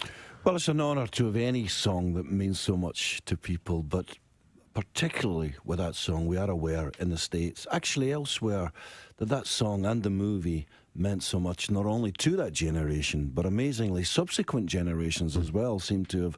It still seems those John Hughes movies, he really hit a nerve. And I know what you mean in the sense that, I'm a music fan as well, and it's an amazing thing with music. Even more than film, I think, in photographs, you hear certain songs and it takes you back to a place. It takes you to the very emotion. Most definitely. And there are certain songs that do that for me. For me, it was always radio in my mother's house. There's certain songs I hear, I can actually feel we called it Formica table, this cheap, this cheap breakfast table, because, the radio was there. We listened to radio breakfast, as everyone does here. Yeah. And there's certain songs I can actually feel, I'm right at the table. And I get a little teary about that as well. Oh, my God. It's so true. It's so powerful. And you, and I'm curious, here I am, a chance to meet you and say thank you in person and so forth. And you've had a tremendously successful career. Have you ever had a chance to speak to someone a la David Bowie and say, that song meant so much to me? And do you feel a little odd saying that? Because I know you've heard it so many times, and I don't know if it gets old to you or not, and I feel a little embarrassed that I'm saying all this to you. Well, you bet. I mean, whenever I'm not cool when I meet people that have meant a lot to me, whether it's sports stars or rock stars or whatever, or movie. I just go up and say, "You're amazing," and, But some of them kind of don't want to talk about it or something. Have you ever found that? Where you kind of yes, say- yeah, you where get that. And someone's just kind of went, yeah, whatever. Well, And it's confusing. to it. It is confusing when that happens. But We've talked about this, Jimmy. It's sort of a liability when you meet people who've meant a lot to you. You know, and then we use the phrase "they were them." They were exactly who you wanted them to be. Yeah. And it's like the ultimate when you get the person you hope they would be. Not everyone can be that, or some people. Sort of have sort of a jaded view, or they'll kind of frown upon what got them to the dance. Or they're self-conscious or something. Right, and for whatever reason, and you'd almost rather keep the illusion than the actual reality. But when they do sync up and you get both, it's fantastic. Well, I can talk about both for a minute because, as some of you might know, I was married to Chrissy Hine. Yes, yeah. Chrissy's the greatest. I mean, she's just the greatest. Well, "I'll Stand by You" that's my wife. That's our wedding song. Yeah, you guys now share a grandchild together. We do indeed. Yeah. Congratulations. And yet Chrissy, she would be the first to say when anyone goes up to her in the street and goes, "Wow, Chrissy, she kind of goes right in her shell and she kind of doesn't know what to say, and it comes across as being cold, and then she will regret that for the rest of the week. Genuinely, she'll say, "Oh, I met that person," and they must think, well, I won't tell you what she says, but she doesn't mean it. Like she just gets kind of. Whereas Charlie Burchill, my songwriting partner and guitar player in Simple Minds, we were beyond fortunate last week in New York because we had a night off, and I'm sure you're aware Springsteen was playing on Broadway, and so cool. Just to get tickets to see the show was enough to be 20 yards from him where he's standing with an acoustic playing Born to Run, and the spit was almost touching us. In fact, we were running towards it. And then afterwards, we didn't know this. Afterwards, as we were about to leave, someone came out and said, John Landau, as Bruce's manager, would let you go back. And Presents I'm sure Preston and Steve's Bizarre File. All right, brought to you by Natural Lawn of America. Safer for your lawn, kids, and pets. You can schedule their full-service program and get free seeding every year. Call 800-FREE-SEED. Natural Lawn of America. Greener grass, fewer weeds. Guaranteed. A Pennsylvania man is accused of breaking into a New Hampshire woman's home and hiding out in her attic after they met on her OnlyFans account. Oh, God, this is a thing. Maurizio Damon Guerrero from Ben Salem. Oh, Hey. Yeah. Oh, no. Oh, damn. Was arrested and charged with 4 counts of burglary. Authorities say Guerrero allegedly broke into a woman's Somersworth home early on the morning of February 9th. The woman and her mother had called police after the woman said she woke up and saw someone standing in the hallway. I don't do OnlyFans. I just do activities lists. Officers searching the home went into the attack and heard heavy footsteps on the roof. Guerrero was located on the roof, brought inside, and detained. The woman, Santa, who has a young child, told police that she had noticed odd things happening around the house in the days leading up to Guerrero's arrest. She said the downstairs window had been left slightly open and a door near the kitchen had been left open. The woman also said, listen to this. She said her keys had disappeared from a counter and then reappeared as she was looking for them. No, that's creepy. The woman told police that she brushed it off as, she was just busy and forgetful. The woman said she met Guerrero through her OnlyFans account and gave him her address because he said he wanted to buy her a television and a fireplace. She said that he seemed nice at first and told police that she did not want to meet him, but he was very pushy. The woman described one incident where Guerrero allegedly waited in his car outside her home. She told police that he said that he would sometimes sleep in his vehicle outside his home. Her home. Man. During another encounter, Guerrero allegedly told the woman to look out her window because he was waiting on the sidewalk. The woman said that she let him inside because she didn't know what else to do. They hung up for about 2 hours, and then she made him leave. This is making me rethink my OnlyFans page. Guerrero then allegedly told police that he went to the woman's home on February 9th to take back the television he bought her. He said that he went into the attic after hearing people in the house talking. The woman told police she believed that he had been in the attic for quite some time because she found food and headphones. Police also located a tracking device in the attic. Oh, my God. An investigation found that Guerrero allegedly took videos of the woman sleeping naked without her consent and stole items from her home. He allegedly told police that he planned to put the tracking device on the woman's car. There's a bail hearing on February 18th, and the judge released him on $2,500 cash bail, but he's wearing a GPS tracker, so they're going to keep tabs on him. How terrifying is that? Go. Yeah.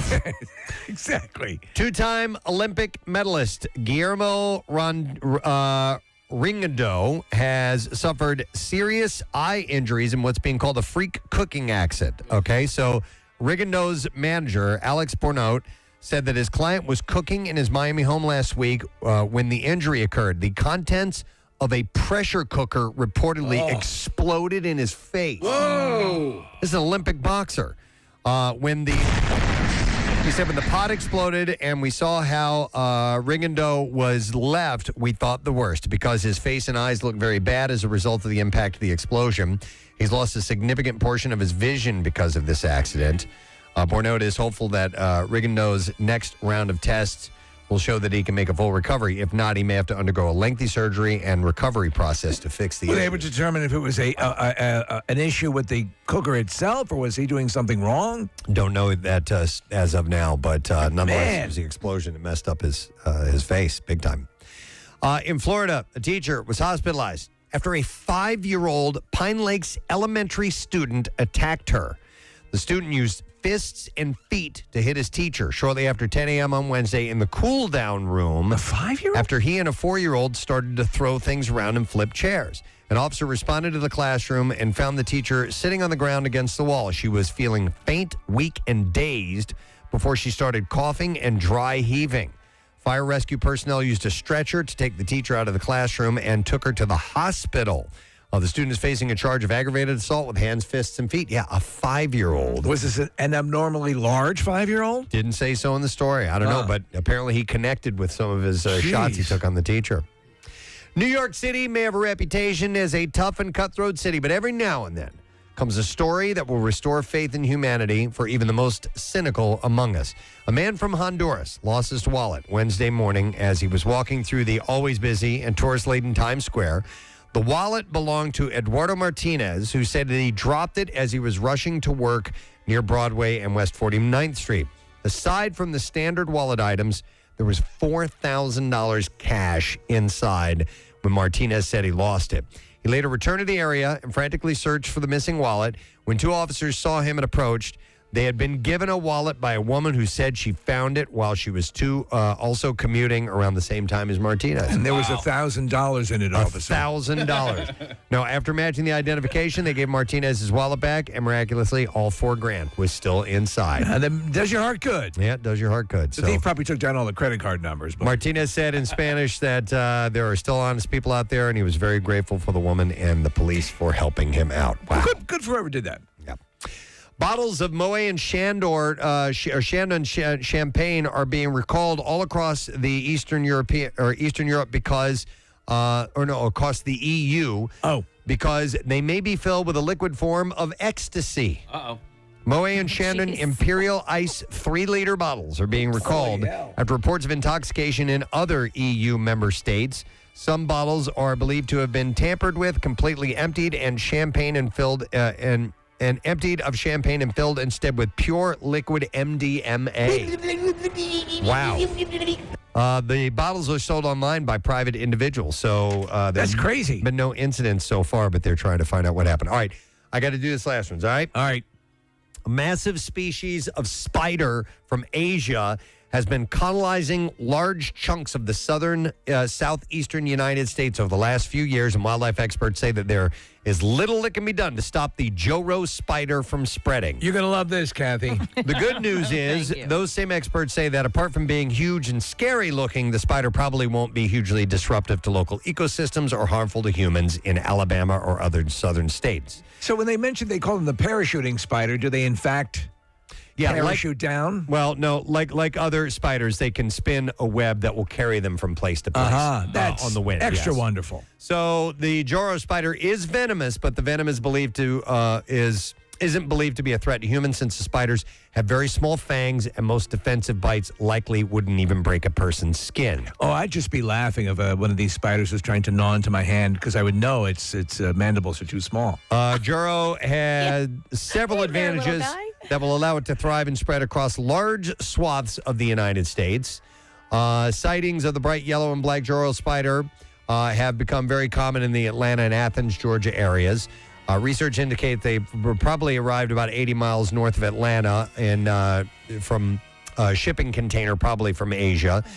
And from there, it's apparently spread by both hitchhiking on human vehicles and by moving through the air on a strand of silk. So that's its parachuting thing. Okay, this has to be happening in other countries too. Like there has to be American invasive species. You would imagine. However, it seems like we're always the recipient of this stuff. Yep. What was the lanternfly last go around, right? So the technique is called ballooning, by the way, the way that they move. It's it's wonderful. Yeah, so they can parachute into new areas and expand their range. And it's also how male spiders drop in to find a female. So imagine you're walking through the park one day and this thing lands on your face. Right, but these things are huge, by the way. They're really big, and they can make a web that's like 10 feet long. Good. Yep. Do you ever walk out in the morning to your car to the, and walk like past a bush or something, and you get a big bunch of web in your face? Oh yeah. Oh, that's so it's much just great. fun. Yep. All right, and that's the B file. We're going to take a break. We're going to come back in just a moment. Make sure you hang with us. We won't be gone long.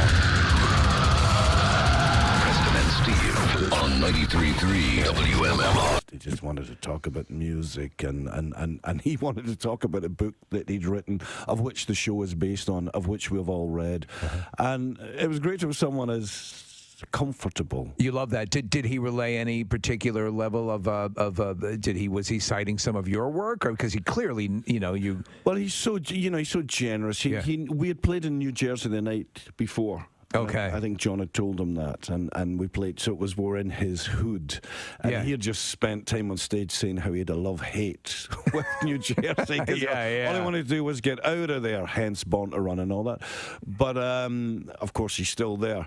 But he knew we'd played, and he was asking about the band and all that stuff. We have a few friends in common. Steve Van Zandt. We did a lot of things with Steve back in the day. And the Sun City, the Sun City thing, and also Jimmy Iovine, who produced Born to Run. He just produced a track that you played there, Alive and Kicking, and so we'd met Bruce before as well. So I think, and it's the truth that the people who, I love. When film directors come in here and they're fans of other directors, because you clearly you just at a core have a passion for music. That's right. So you are a fan of other musicians. Yeah. And I think that informs your ability to be a great musician. I would think so. I would think I think if you're in love with something, it must be. Listen, if you've got a job that you love, no matter what that job is, you've won the lotto, because we know what it's like if you don't like your job. Yes. So if you're passionate about it, I mean, even today we're going to go along to the theatre 4:30 this afternoon. We're going to work on other stuff, songs that we want to bring into the set as the tour progresses. That's great. We're always chopping and changing. I'm excited about that, and it's only a sound check. Yeah. I wanted to ask about, Jim, yours and Simple Minds' history in Philadelphia. You played Live Aid here. From what I understand, you were the first band that was approached to play the Philadelphia show. Well, certainly I remember getting the call from Geldof at the time, and it was amazing. It was a great honor to be asked. And, of course, although obviously we're from the other side of the pond, at the time the song that you mentioned, Don't You Forget About Me, was really climbing high in the Billboard charts, and Bob said, you got to do it in Philadelphia. We were only too happy. We were en route anyway to come here and record. But I don't think any of us were aware that all these years later that in terms of rock and roll anyway, it's still the historical event, is our generation's Woodstock. Joan Baez, I think, alluded to that when she opened. She, that was her. But when you see now, even now, when I see the numbers that were there in the stadium's no longer there. Yeah. Was that day fairly chaotic? And the way you would expect. I mean, I was talking outside. I mean, everyone was there. I mean, it was a whole. The great thing was, I brought across my dad. Oh wow! He'd never been in the States before. And he was wearing a bright yellow Scotland T-shirt. So I thought, how can you lose him? He's wearing a bright yellow. They said, how can you lose him? 120,000 people out there. But I saw him because he was wearing this. The bright yellow Scotland T-shirt. And he said to me, come here, I want to introduce you to this guy. I want to introduce you. Who's here? Now you think, Madonna was there and Tina Turner and Mick Jagger and all that. And we went round. And there was this guy sitting on his amplifier, just strumming away. Yeah. Total dignity.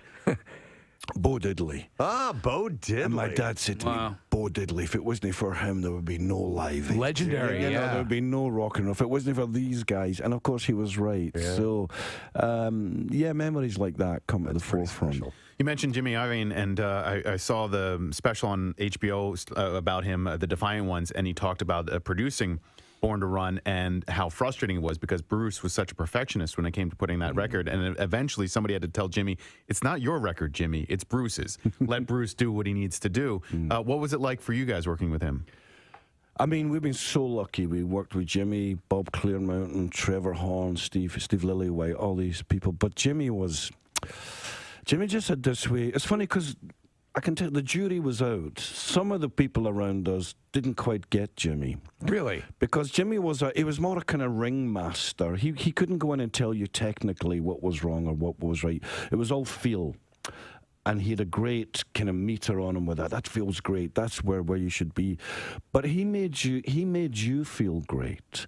And if you felt great, then you're going to perform. He gave you confidence. And I, in some ways, we've never met anyone like Jimmy in that sense. He would be, you know how in sports you get a coach, I say this, that make journeymen believe they're much better than they are. Right. Jimmy did that to us. It would seem like some producers are more musicians and some guys are more directors. And when it comes to instructing a band, and he seems like more the director kind. I'll tell you a funny story about it, and this is the way he is too, because Alive and Kicking, we'd put together the demo. See, we were all a bit weirded out with the success of Don't You Forget About Me, because it become this kind of colossal thing, the movie and MTV, and everyone was all over it. It was just a confluence of things going on. Yeah. And Jimmy was like, what are you going to do to follow it up? It's a monster. What are you going to do?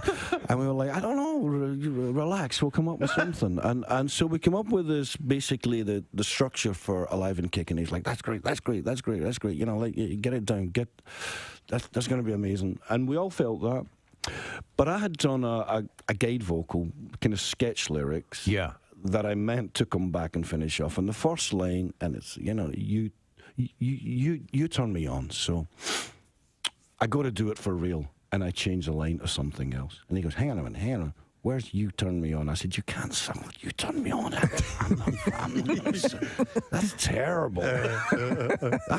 That's garbage. You Turn Me On. I won't be able to go home to Glasgow if I sing that. People will just rip the out of me.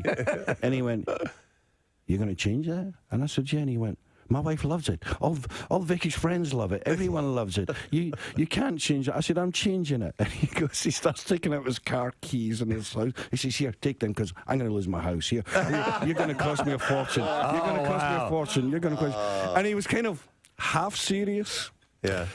So it stayed. Hey, listen. And it kind of works. It works. It works. It works as long as I don't think about it. But it's funny because you as the artist are going to be hypercritical, and it's something that we have to think about, even on our level of just doing what we do. Yeah.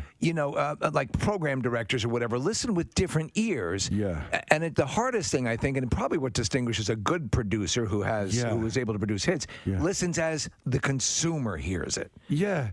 Well, in my head, if you're Marvin Gaye, you can sing You Turn Me On. Right. If you're some little white nerdy guy from Glasgow with freckles gone, You Turn Me On. It's creepy, but not according to Jimmy. You were a tad bit nerdy, Jim. A bit nerdy, yeah. But that's why Chrissy Hines seems like when you guys got together, I remember thinking, wow, she's like the leather rock chick, and this guy, that's kind of wild. Bit off a bit more than I could chew. But you got to give me kudos for thumbs up for daring to dance. yes, absolutely. Jim, it's an honor to meet you. Thanks for being here. Thank you. Thanks, guys. Thanks, all of you. Our pleasure. Yeah. Jim Carr, guys. On the Preston and Steve Show. The only raccoons they like food. Okay. So it doesn't, doesn't matter. I had them eating goldfish crackers out of my hand. That's right. Remember, Robbie? Wait, you fed him out of your hand? I told you this story many times. We heard this story thousands of times. Yeah, but hang on. Was it while he was in a trap? No. Dude, that's crazy. Yeah, I know. Well, I was not. Didn't you? We were playing golf one time. That was during the day. And we saw that was one, a mangy-looking thing. Dude, don't go near that thing. Yes. And here you are feeding this one by hand. Well, hypocrite. That time, Preston, I was dead sober. B, it was a mangy-looking thing, and C, it was in the middle of the day. Okay. When I had this thing eating out of my hand, I had just gotten back from a wedding. It was late at night. I went outside. You were feeling good. Yeah, and we had developed it was a quick bond. You had an understanding. How was the wedding? Yeah, I was like, man, it was a really good time. Do you want some goldfish? Do I know them? Is his family or is his friends? No, you don't know them.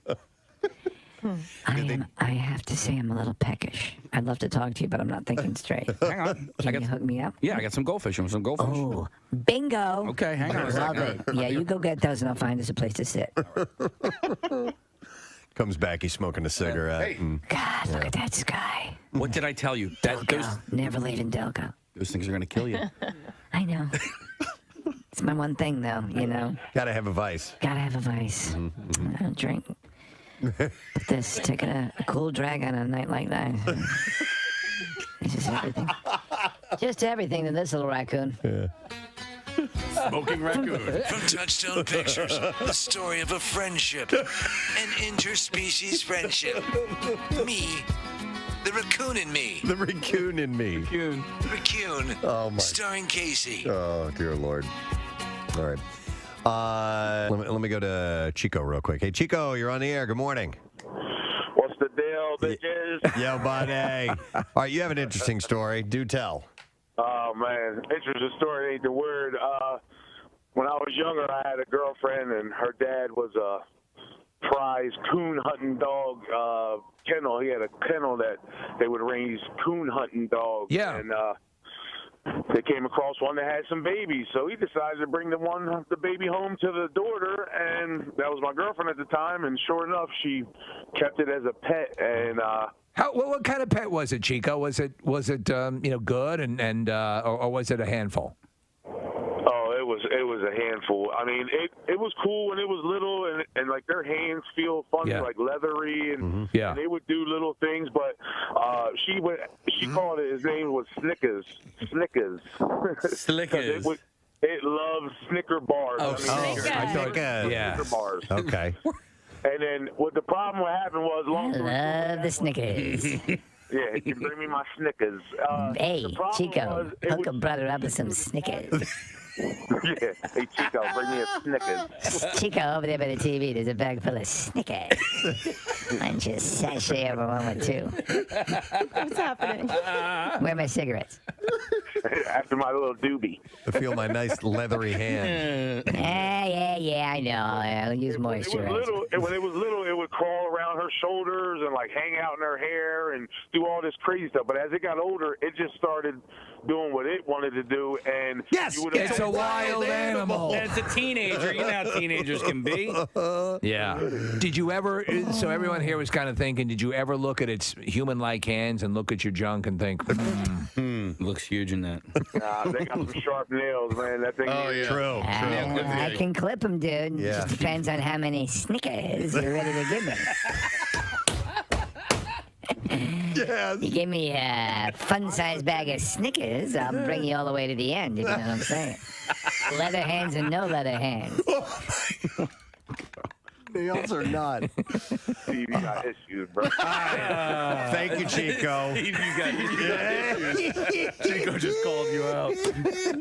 Chico bailed on his story. Snicker. Please welcome Mr. Peter Hedges. Yeah. Thank you. To our program. Nice to see you, Peter. Nice to be here. So you're a ukulele player, huh? I am. I really rip it up. You tear up the ukulele. Now, do you say ukulele or ukulele? Because we know that the proper. I'm just cool. Yeah. Peter was off air in case it was chit chat with him. My wife is like, really? This is the instrument you chose to pick up? Do you really want to get laid? Because it's not going to happen. It's not going to happen. Like, nobody wants to. Yeah, you don't ever see somebody like Pete Townsend. No. It just and I know happen. 4 chords, but I can play most songs. I will tell you this: just as there are gateway drugs, I think this is a gateway to an actual guitar. You know, That's the way it's worked. Preston has started with an ukulele and is now learning guitar. Yep. All right. Yeah. Well, then I feel hopeful. But after hearing Barnes, I think maybe I'll just let him play because that was awesome. He was fantastic, wasn't he? Let me ask you something as a director and a writer and a creator of things like that. Music is obviously an essential part of the way the mood is set in a film. And you're always looking for, new things. Super important. Yeah. Over the years, I've gotten to work with Stephen Merritt and the Magnetic Fields. They scored my film Pieces of April. Yeah. The great Norwegian singer-songwriter Sondre Lerche scored Dan in Real Life. He was 23 when he did the score. Wow. Glenn Hansard and Marquetta wrote a song for my film The Odd Life of Timothy Green. Music is everything. I write to music. I listen to music all the time. Stephen King writes to AC/DC Added. all the time. So I would go Stink is in the name. get something like a tissue or whatever. Yeah. to get 'em. Now I grab them with my hand and throw them outside. You know what I mean? Because they don't bite or anything. No, right? they don't bite or anything, but still, they're They say though, like if you can flush them, or because if you crack them, the pheromones, that also attracts other stink bugs. I throw them outside. Well, I mean, the look of this thing, though. Come on. It looks terrifying. Yeah. It looks terrifying. I would not be okay if I found this anywhere near me. So I just had this debate with a friend of mine. We were first talking about mice and snakes, and she lives on a farm, and she had a mouse in her sink, and it couldn't get out because it couldn't crawl up the walls of the steel sink, and so she had to FaceTime her mom and dad because her husband was away to help her get it out and what to do, and she had to put the cup over it, slide the plate underneath it, and then of course she threw it literally right outside the door. Her mom was like, "It's gonna come back in." Right. It wants to be inside. So anyway, we were talking about that, and I go, "Well, at least it wasn't a snake." She goes, "No, I'll take a snake over a mouse." I was like, "No, no kidding way." That seems to be opposite of what most people would probably say. I would die. I was cleaning out my planters, and there was this little tiny thing in there, and I was digging. I had gloves on, but I was digging my hands in to get some of the soil out, and that thing moved, and I almost died. I would love to have seen that. I would love to have seen that. Die. I was like, "Jace, come here, get that!" And he picked it up with his hands. He's like, "This?" I'm like, "Oh my God, get it out of here! Take it away!" Yeah, I was snake? dying. It was a snake. And you let Chase go in and grab it with his bare hands? He was fine. He was like, "I'll get it." All right. Kids are good with the venom, Preston. Yeah. But anyway, then it went to spider. We both agree. We were like, well, at least it's not a spider. And so if it had these colors, it's to me beautiful. that looks deadly. Yeah. I don't know. I listen. I think it is a good-looking bug. Okay. Question with that: are you the type that would allow a spider to crawl on you and have no problem with that? No. Okay. All right. Not 'Cause that good I'm looking. No way. No. No way. But I'm not bugged out by them. A lot of times I'll let spiders go in my house because they take care of the other bugs. No, I will as well, depending on because they will take care of the others, and that's fine. Like in the basement or something like that. But I see this thing crawling around. I'm moving. Fell in my house. We used to have, when I lived in the South, there were these big yellowish spiders, and I forgot what they were called, and they would get huge, man. Look at the story. Yes, Scared I the know. hell out of me. And It had yellow markings on it, but I don't remember what it was. are those out west as well? Because I remember. I don't know. Yeah, I'm not sure. I don't know what breed, but we were talking like this. Like a recluse is pretty big as well, right? It's not that big. Not as big as this mother No, effer. but I mean, maybe bigger than a $50 or something like that. Maybe that size. And we had the story last week about the guy actually started to have. He had flesh-eating disease because of it. Yeah, it'll necrotize. It'll actually kill the parts of your flesh, and it can be messed up. Hang on, Tom's got a spider story. Hey, Tom. Good morning. Hey, good morning. Hey, good morning, buddy. What's up? Hey, so I work in New Jersey. I'm a meter reader for a utility company. I'm actually doing the route today, but I have to go into utility rooms to read a meter, and we leave messages for each other on our little processors to give us heads up about stuff. Okay. And I come up to this route, and the message says Spider Cave, and I am just like, oh no, I'm just Spider Cave. What am I getting into?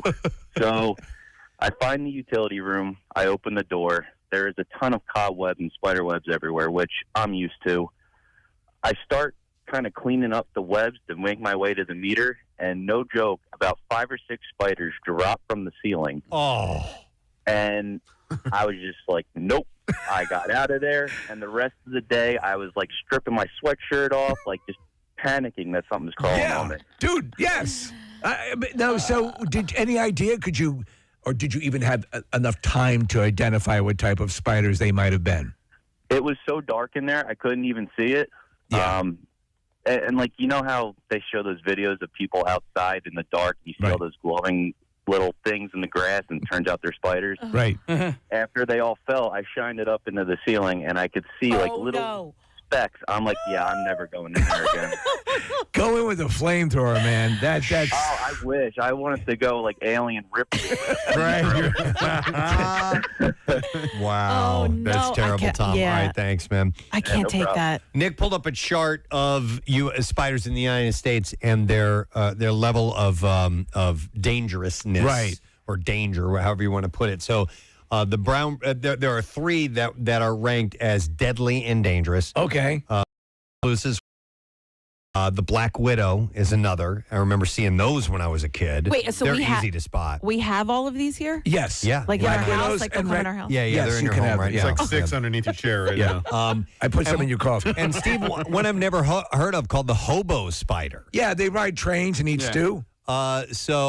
Here's a spider bite first aid for those are keep the patient calm, apply ice to decrease the pain and swelling, and use anti-inflammatories for pain relief, and contact your doctor. If you're working around, take some Advil and you'll be okay. Exactly. If you're working around in your garage or in your basement, you need to wear gloves if you're moving stuff around. I always do. Yeah. All right, here are the and then the other levels. So those are the deadly and dangerous. Right. Then you have toxic, which is poisonous, painful bite. So maybe like a bee sting, or something like that. So you have the female mouse spider, which appears to be the biggest of all of these. How big? The largest body. I don't know. I'm just looking at, pictures of them. That thick black spider? Yes. Yeah. It's got large pinchers and a big butt on it. So I like big butts. I can't deny. You can't deny that. Point to the mouse spider for him, Nick. Yeah, that one. Oh, all right. Then you have the male mouse spider, which is smaller than that. The black house spider and the wolf spider. So these they can sting you essentially with their bite. They've got a venom. It's not going to kill you.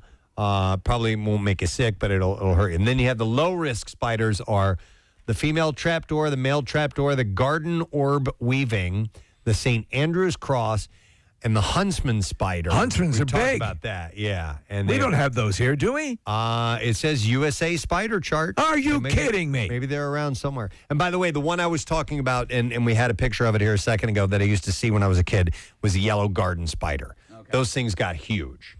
And this is terrible. I used to grab crickets or grasshoppers and throw them in their web, and it would just fly right over and just wrap them up really fast. It's like that. Exactly. That's an actual audio of a spider. It's like that scene in Lord of the Rings when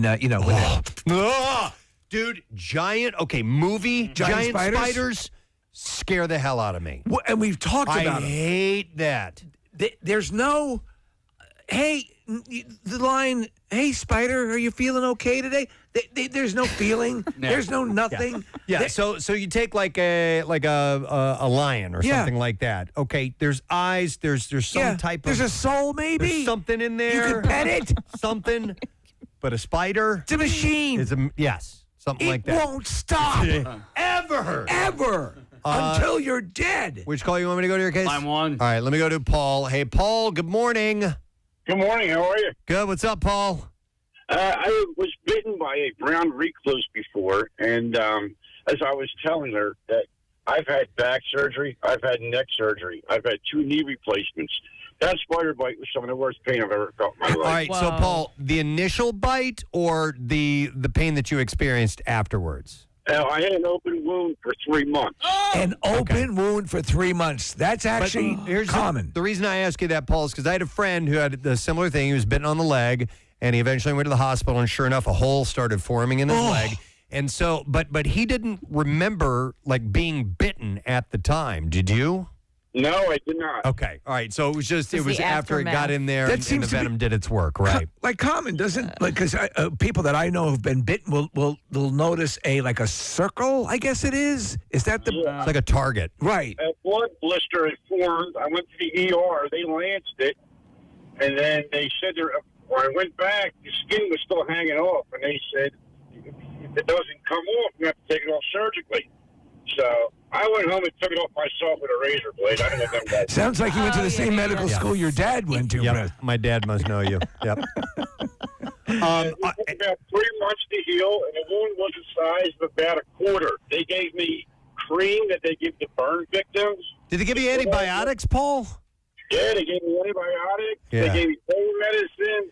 And they said if it didn't heal by itself, they're going to have to close it surgically, but thank God it healed. Wow. All from a little rat prick spider. And very painful. Just a sore to the touch all around that area, I would assume. Extremely. It was on the top of my foot. I had a really hard time walking. All right. Well, glad you got through that. Thank you, Paul. That's the reason why I am not going to stand there and look at it and decide whether or not it's that or something else. Sorry, you're in my house, you're getting smushed. By the way, there's a certain similarity to the way a lot of them look, and I don't know if I want to. No, I don't want to. I don't want to interview them. No. We're looking at a picture. It says, how to identify a brown recluse spider. And this guy's got it sitting on the palm of his hand. If it bites you and it hurts, it's a brown recluse spider. There you go. That's how you identify Good it. luck Ow. with the hole in your flesh. Let's go to Tom here. Tom, good morning. Hey, good morning. How are y'all this morning? Great. Tom, what's up, buddy? Oh, we got a crazy story here, All right. and I think that Kathy's going to love this one. So, Great. So my son loves to collect bugs and all kinds of stuff, like cockroaches, those little like roly-poly bugs and so forth. My wife was sort of okay with that. She's like, yeah, that's good, and he holds them in these bins. So he came home one day. Now my son's 15. He came home one day, no lie, he ordered 2 scorpions. What? Online. Black scorpions. My wife was, she went out for the day. She went shopping. I'm not coming back. She came back. My son said, okay, they're in bins. They won't get out. What do you think happened that Oh, are you kidding? Yep. One scorpion got out. And so they hide during the day. So you can't find them during the day. They'll tuck anywhere, under pillows, under beds, wherever. The only way to really find them is at night. And the only way to find them is if you have an infrared, sort of like a black light, sort of like a light that you could like point and shine. Yeah. So my wife went next door. She spent the night somewhere else. So yeah, damn right. We are hunting for these scorpions, and lo and behold, when you hit them at night, they will shine like a bluish, like a green, almost like neon. So my wife was about ready. We found it, we put it back in the bin, and my wife was about ready to put the house up for sale. So let me ask you: a black scorpion. What are the what's the data on these? Are they venomous or what's the story? They are, but they won't kill a human. Mm-hmm. I'm not sure because your wife didn't care. Yeah, it doesn't matter. I wouldn't care either. I think they, I think they kill like rabbits and mice and stuff like that. So we still have one. One of them died, so that's good. But just a side story on this, then I'll let you guys get back to your job here. But the one had babies. Oh my God. Oh really? And when they have babies, these things are like translucent white, and there was about 75 of them, and they stay on. Oh my God! And they stay on top of the mother. But you got to separate them out. If you don't separate them out quick enough, the mother will start eating her. And that's the species we're talking about here, folks. So you wonder why? Right. When was the last time you went to a human maternity ward and saw mom chowing down on her kid? All right, thanks, Tom. Talk about horror stories. This is what nightmares are made of. That's great. Thanks, man. Nick, if you want, I'll send over some photos of the baby. Yes, please. And it's neon, and you guys can post it. It is, dude, you won't sleep for days. All right, I want to see it. I'll be sure to show it to Kathy, too. By the way, for just a moment while we were talking to Tom, I felt like a little tingle on my leg. I reached make sure something wasn't A lot of people don't know that we keep a studio tarantula. Oh, my God. Tarantulas freak me out. They're too big. Yeah. They're too big. I was ever since the Brady Bunch. Yeah, in case I don't know what it is. It looks like fur. I mean, when you get up to That's one of those things, Steve, I don't think I could ever do. I can hold a snake, I can hold a a python and have you wrap it around my neck and stuff like that, but I don't think that I would allow a tarantula to crawl on me. And I know that it won't do anything to me, but I just don't care. Preston, good rule of thumb, any bug whose hair you can comb is too big. This sounds weird. I'm going to go to Dave. Hey, Dave, good morning. Good morning. How are you? Good. What's up, Dave? Hey, just real quickly. I had a friend who was moving, and he had a 6-foot Arizona cactus in a potted plant. And what happened was it started to sway left and right. My thumb got pricked from the cactus, and I ended up with 6 weeks with a paralyzed hand. And ended up, we had to take a sample of the cactus to the doctor's office, and he sent it out to a lab and found out that the base of the cactus had tarantula eggs, and the venom inside of the eggs and around the eggs went up through the roots of the cactus and in through the veins. So you get pricked by the... Tarantula venom was coursing through the cactus. Once you pricked yourself on the cactus, that venom was discharged into you. Yes. Holy hell. Oh, my God. F cactus. That's the most freak thing I've ever heard. Well, and your hand was paralyzed for 2 months? Yeah, almost 2 months. Yeah, and I had to go through rehab to get the fingers moving again. Oh, my God, you poor thing. And then I found out when birds fly into these kinds of cactus out in Arizona and stuff, that it's not really the pricks that kill the bird. It's the venom inside of the pricks that, It's always the venom inside the prick. So these are tarantula cactus that we need to do these things drive? Oh, my God. Wow, Dave, I've never heard of that before. That's bizarre. All right, thank you. I appreciate that. Tarantula cactus. Man, okay. That's like flying tigers. Yeah. I don't quite buy that story. I've never heard of anything like that before. I haven't either. That's okay. We'll have to check the validity of What that. happened to him? What's that? It wasn't a friend story, right? Yeah. I believe his story. I've never heard of anything like that before. It just seems too bizarre to be true. All right, let's go to somebody who's just terrified by spiders. I'm going to go to Andrea, or her ex-husband, and say, Andrea, good morning. Good morning. Hey, what's up, Andrea? Well, first of all, I'm really regretting tuning into this show because it's really creeping me out. Yeah, that's all right. I would have to rehome the child that ordered the scorpion.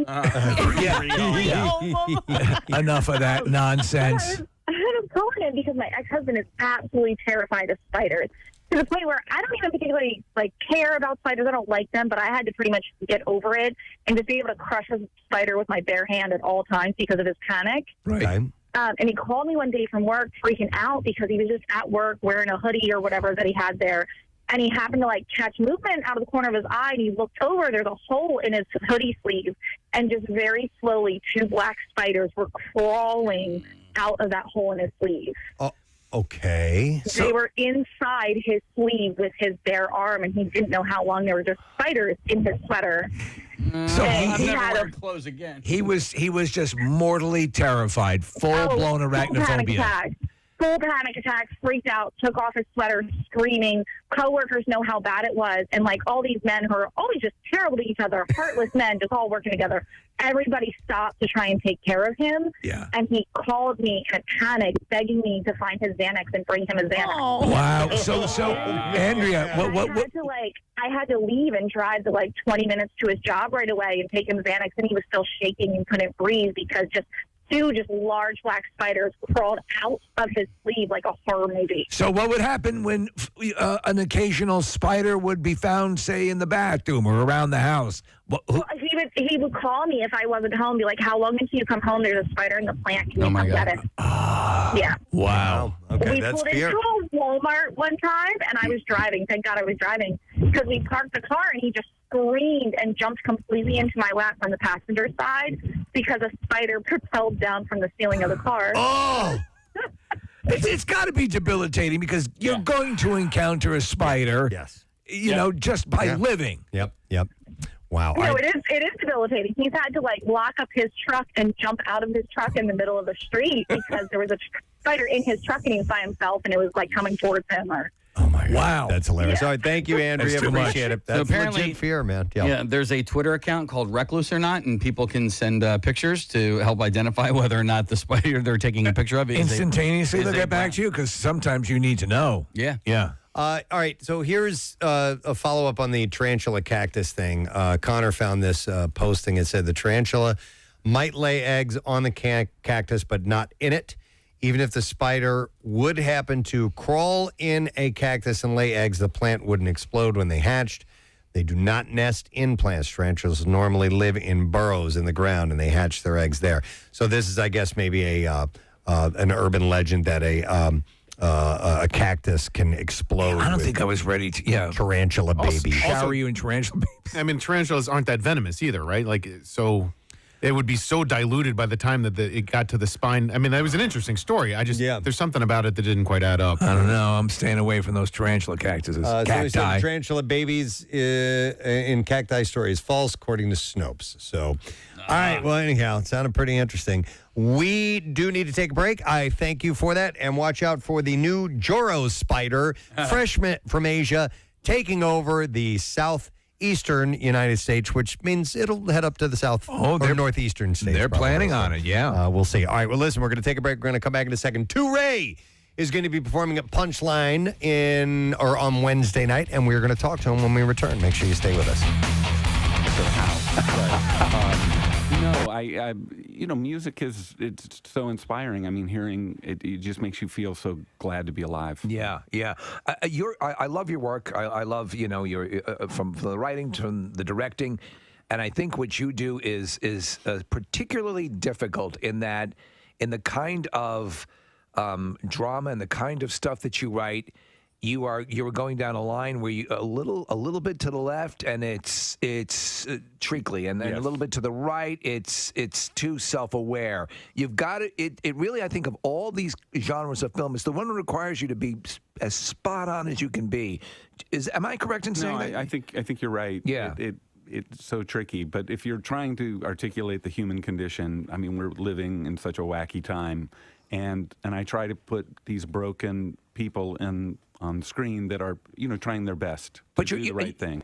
So in Ben is Back, which we're blown away by the trailer. It happens. It's coming at a time. It deals with a young man battling an addiction issue and returning home to his family. Takes place on the holiday, Christmas, and in one day, I believe, right? That's right. And so it's, I mean, we hear stories constantly, and it's, we have advertisers that, with treatment centers and things of that nature. It's a critical mass problem. And actually, within my own family, I see, an extended family, I see people dealing with this. You have the dynamic of the family, and you have the Julia Roberts as the mom who wants to do everything they can without enabling, but yet making sure that there's a voice of reason, and every dynamic is in play at the same time. And I would imagine, as a parent, I don't have kids, but they all do. You're just a spinning compass. I don't know what you fix on to help somebody you dearly love and don't know what to do. Right. That's something that tons of people are facing right now. And Julia does this amazing job in the film. She just goes everywhere and anywhere on behalf of her kid. And that's my experience with most parents. Yeah. They'll do anything they can to help their kid. And it's just a question of, how do you help? What's the loving thing to do? How do you help someone who is, addiction's a disease. Yeah. And how do you help treat it? In my own family, in the situation that I've seen, many different things have been tried. Is this the way to go? Is this the way to go? Right. Is this the way to go? The love never wanes, but it's like at what point you have to, the person has to assess, am I killing myself in pursuit of this? Right. And what about the people who aren't addicted? Are they suffering as a result? Right. It's an amazing thing to deal with, and I think even more difficult for you as the writer director to do the just thing when dealing with it. Well, true, but I wanted to put a story out that shone a light, if you will, on how all the angles, all the points of view, sure, and to try to expand compassion that people might have for people who are going through this. Right. And sometimes you can't imagine how hard it is. Yeah. Oddly, though, there's incredible amounts of humor in the film. Yeah. There's a lot of love. There are these kind of surprising moments of joy. Yeah. And then there's a lot of heartbreak and like life. agony. Yeah. Yeah. Well, and you're the guy to pull it off. I mean, because About a Boy does that so wonderfully. There's There's heartbreak, there's hope, there's and there's a lot of humor in it as well. In fact, it's hard to categorize that movie. There's so many funny moments in it that it's hard to categorize that as a drama as well. Just to point out, I mean, like, how did you have the idea of Will going to a women's support group to pick up women? Well, Had you heard of someone? No, that's the genius of the great Nick Hornby, who wrote the novel. Right. that we Okay, you did the adapted. screenplay. That is correct. No. Yeah. But Nick wrote this amazing novel, and they called me and said, "Do you want to adapt this?" And I said, "I don't want to do. I want to do my own work." Sure. And then I said, well, finally, they called a few times. I said, well, "What's the book about?" And they said, "Well, it's about this single guy who goes to," and I said, "Oh, you've got to send it to me right away." Nice. And it's one of those books I read. I went, "Oh my! I wish I'd written it." And so all I tried to do was be help move it. And then the Weitz brothers came in and did their beautiful, beautiful film of it, and took what I did and improved it, I think, massively. So. But I got to swim around in that story, and I just tried to serve it, which is what you try to do when you're working on anything like that. It's just to be helpful. Your mother's a psychotherapist? She was. She was a psychotherapist, and your dad was an Episcopal priest. Yeah. So I think your empathetic ability to tie into things that at least resonate. Right. I was groomed. Yeah. You had a good cry. That's what I was basically. Right. Raised to be that guy who got beat up and was like, I love everybody. I'm a vegetarian. Here's a ukulele. Yeah, here's a ukulele. You can see that there's a real motif here. Were you sensitive ponytail guy at any point? I never a ponytail. I did have a kind of a Mick Jagger moment where my hair was long, but I didn't have any of Mick's swagger. I was too sweet.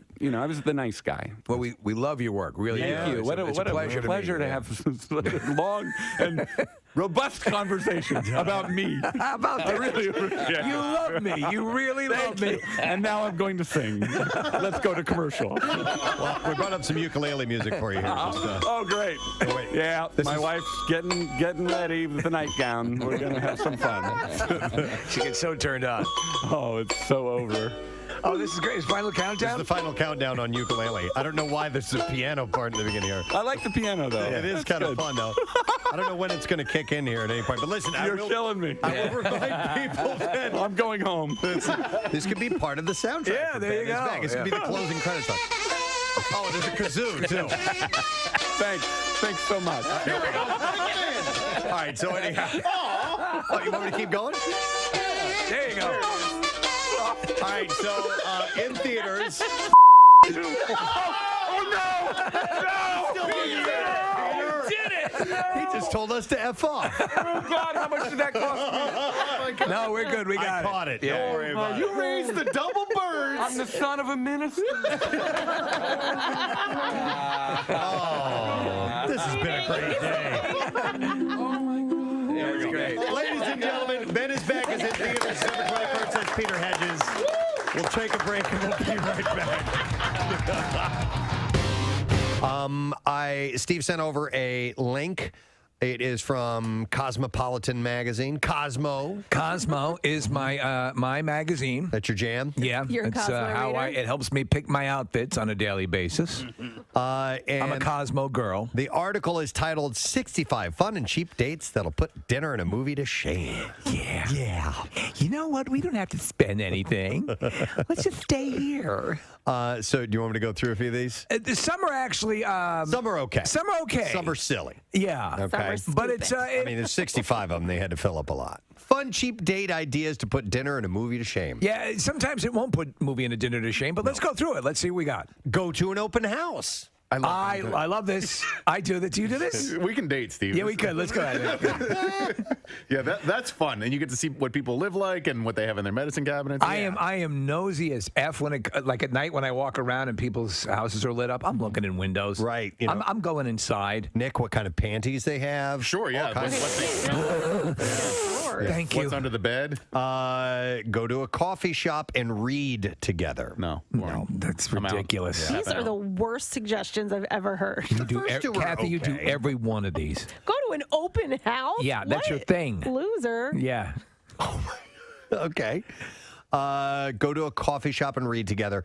Look at this. Look at this picture. So they have them reading together. Do me a favor. If you see me doing that with my wife, come up behind us and put 2 bullets in our head. What we're looking at is 2 people reading the same book at the same time. Are you done with this page yet? I finished ahead of you. Let's go home and bake. That would end in a fight. Yes, it would. Hey, Stevie Wonder, why did you take a crack at speeding it up a bit? Go to a dog park together. It says yes, even if you don't have a dog. No, that's crazy. Listen, the other folks wanted me to come over and ask, what are you doing here? We think you're perverts. Dog parks are fun. There's Pretzel Park right in Manayunk. Has a lovely little dog park. And, there's a big statue of a pretzel. Okay. Here we go. Do face masks together. You mean like Halloween or No, beauty masks? It says everyone cares about their skin. This sounds like things to force your boyfriend to do with you. That's what I'm hearing. Throw a party where your guests BYOB. That's a lot of work. That's not a date. That's not a date. It's stupid. Start binge watching a new show together. That's kind of obvious. That's at home. Yeah, that's standard. Here we go. Do a puzzle together. Oh, no. No. I hate puzzles. Well, I'm okay with this one. Are you? Yeah, puzzles are fun. Let's do a puzzle. There was a while where we had just like a puzzle on the table that was whenever you wanted to go over and work on it, it was there. Gosh. That is like a nightmare for me. That's a mess on a table that stays and doesn't leave. You should have seen her face. She's rolling her eyes. It's almost like are we having sex face?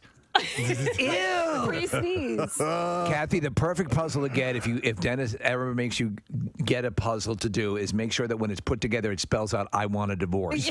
Seriously. So that just looks like a mess to you. I kind of agree. That's why I hate puzzles. There's always a piece missing. Have you ever gone to a psychologist to check to see if you're OCD or? No, I haven't. Okay. Wait right here, Miss Romano. I need to go into the other room. I've not officially been diagnosed. All right. I know that I've actually had the the therapist did the ADD stuff on me, and I have a whole bunch of things working. Yeah, we would leave a puzzle laying out on the table, and the whole family could work on it from time to time. You could do it on your own, or everybody would kind of sit there and we worked on it together. And it's fun. It's not necessarily date activity. It's more family activity. Yeah, it's not a date activity. I would do this into the garbage. Seriously, I was thinking, this has been here for a month. Is anyone going to finish the puzzle? Mommy's so much fun. How come these balloons were not inflated? How about this? Take a bunch of personality quizzes together. Oh, that'll be great. Won't that be fun? You are a little obsessive. What did you say? Well, you never complete a jigsaw puzzle. By the way, these are 65 great cheap first date ideas. Go on a guided tour together. Nick, you had mentioned that one. Here we go. Wake up ass early and watch the sunrise together. No. Thank you. Make breakfast for dinner. That can be fun. That's good for a family. No, Casey says. Hey, look, we're having cereal. Oh. That's not crazy. Normally associated with breakfast, but we're having it now. It's over, isn't it? It's over.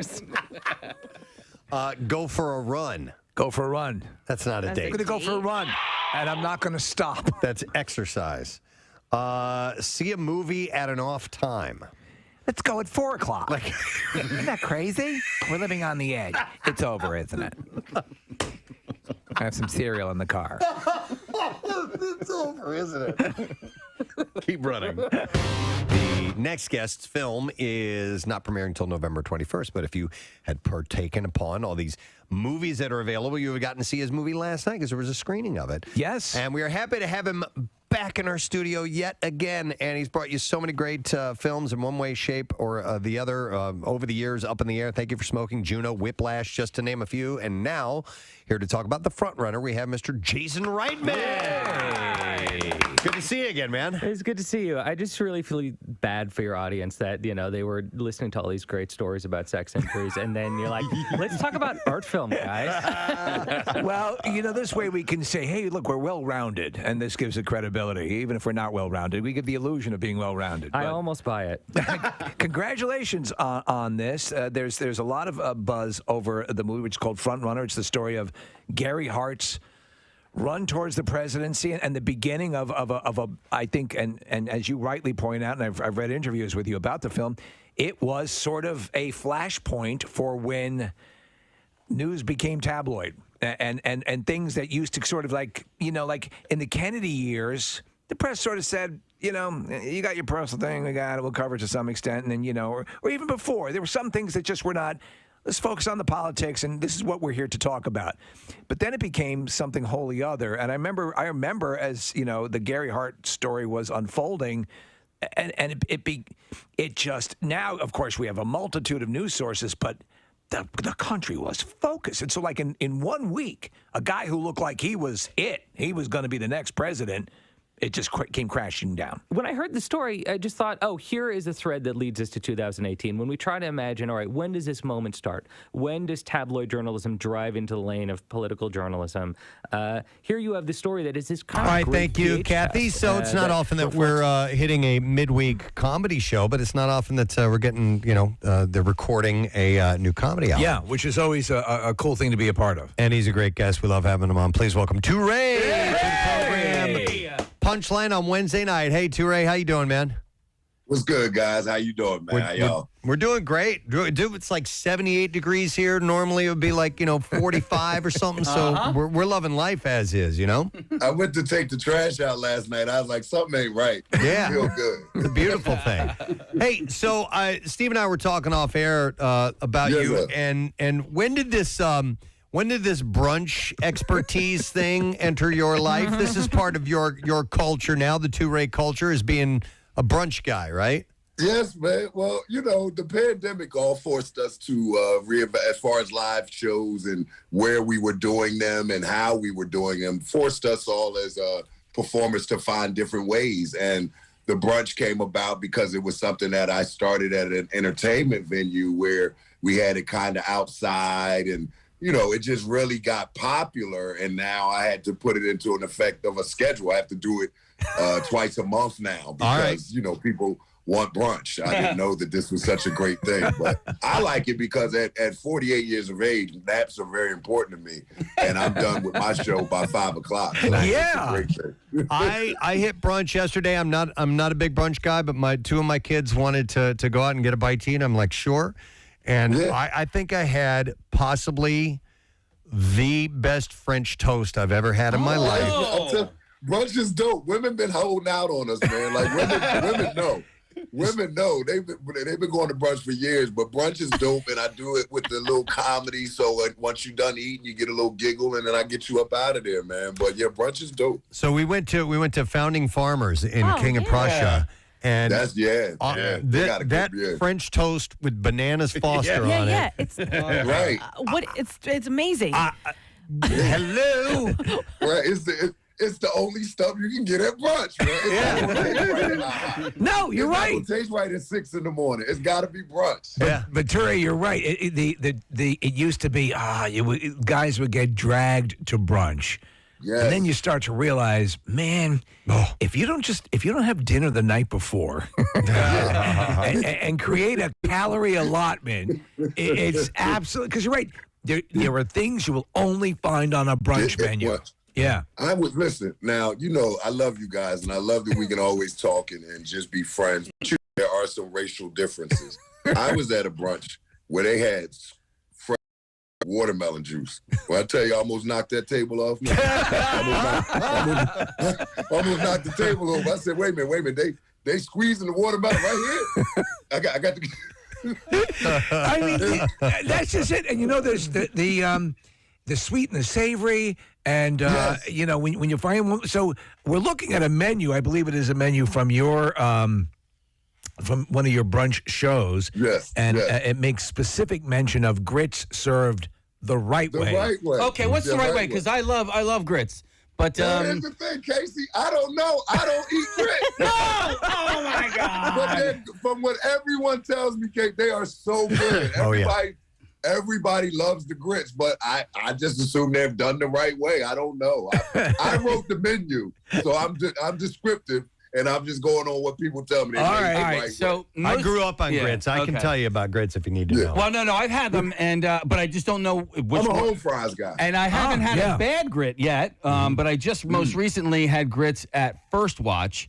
And those were different grits than I had ever had before. I have had grits that, Well, he just brought up something that's also another point of contention about for brunch.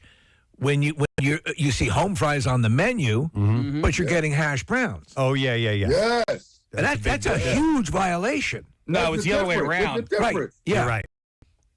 I want home fries. Yeah, I want the potatoes mixed with the onion and the peppers. I want home fries. Yeah, exactly. And a lot of times they'll just phone it in and give you the shredded potatoes, which are hash browns. These are serious issues. Yeah, our friend Chuck, it's not the same effing thing. It's not. It's But not. Chuck is a hash browns guy, and he'll order hash browns, and he'll get home fries, and he gets so mad because it's not the same effing thing. It's not the same thing. It's So not the same thing. you found a thing though that can be part of your deal. You've added it to your schedule. Yes. Let me ask you. You still look like you're in good shape, but you're socking away all this brunch food. Is it taking its toll on you? Planet Fitness, man. Planet Fitness. I literally just got back right before the interview. I went out, did my hour on the treadmill. I just try to keep it.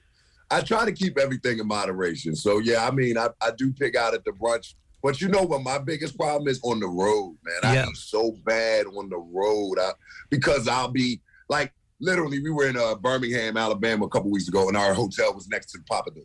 So it was like, come on, like every day for lunch, Papa Do's. It gets crazy on the road. So when I come home, I can eat a little better because my foods are more controlled. Let me ask you. So I was hearing Bill Burr talk about this dynamic about.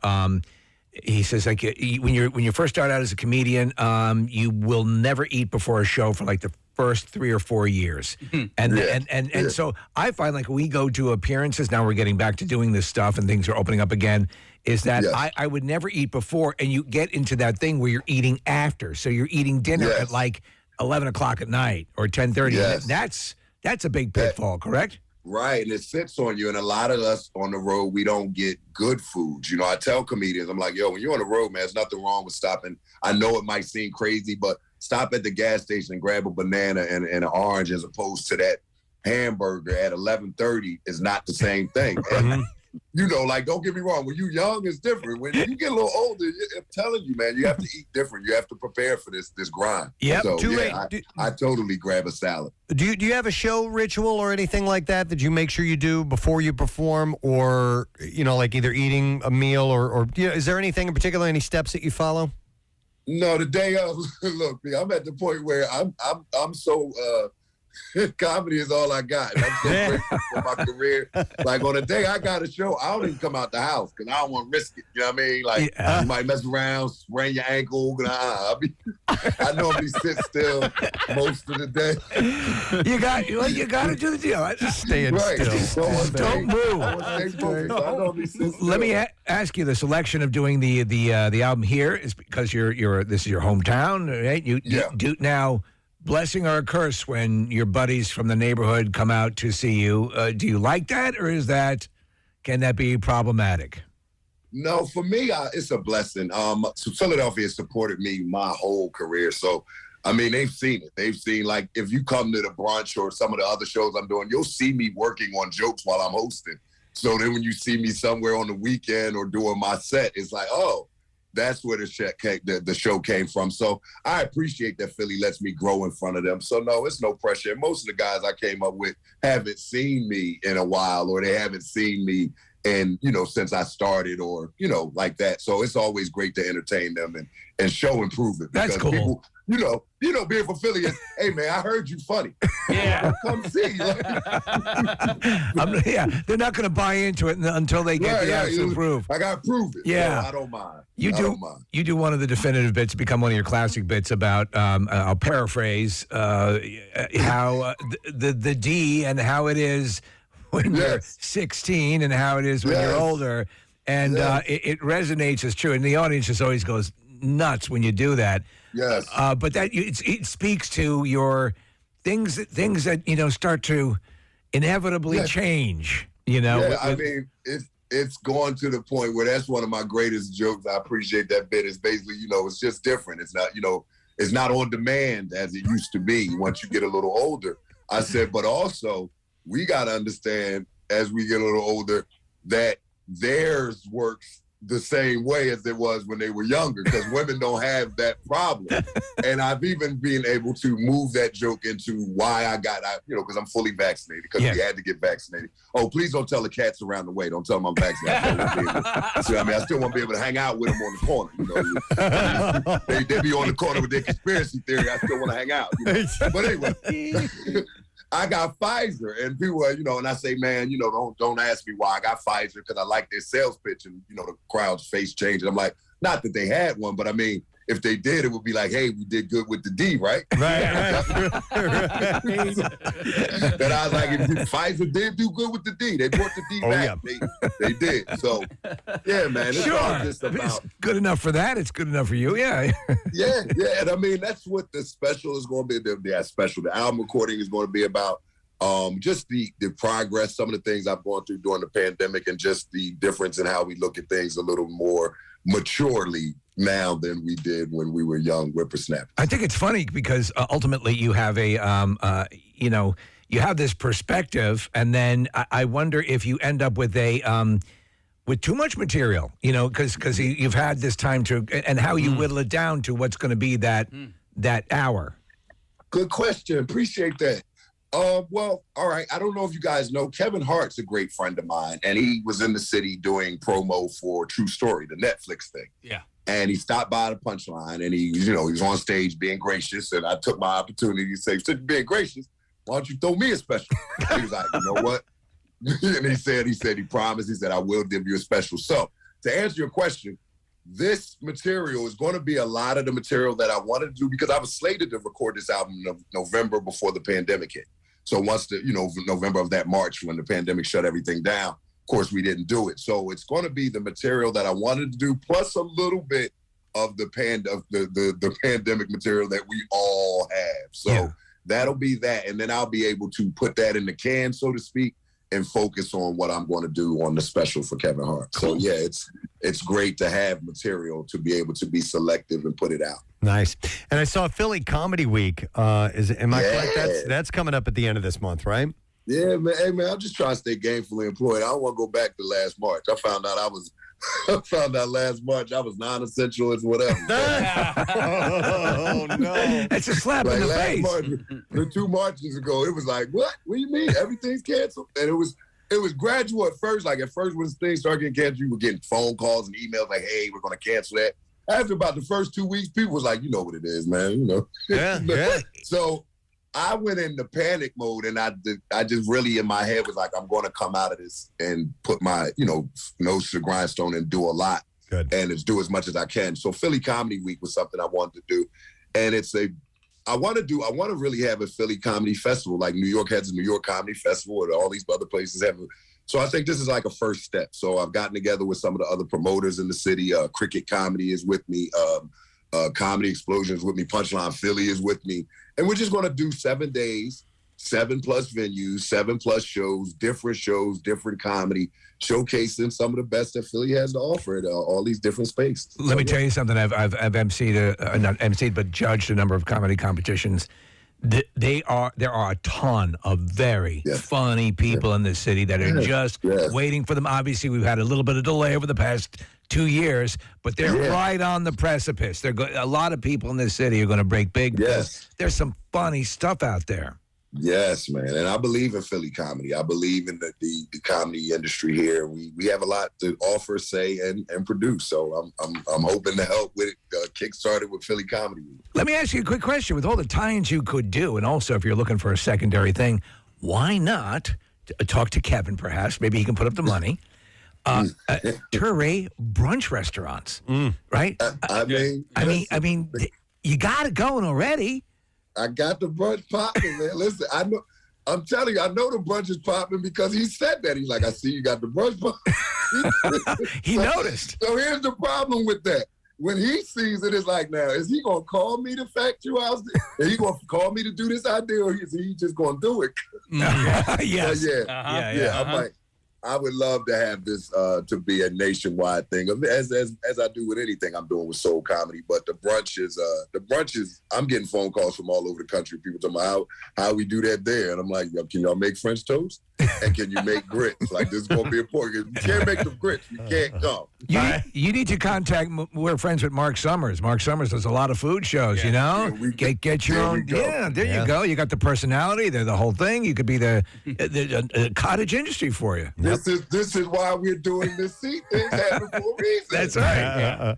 All right, well, it's Wednesday night, 8 o'clock is the special show. You can get tickets at punchlinephilly.com, and Touré's going to be doing a comedy album, so it should be a great time. And, you know, Philly loves you, and it should be a great night, man. Yeah.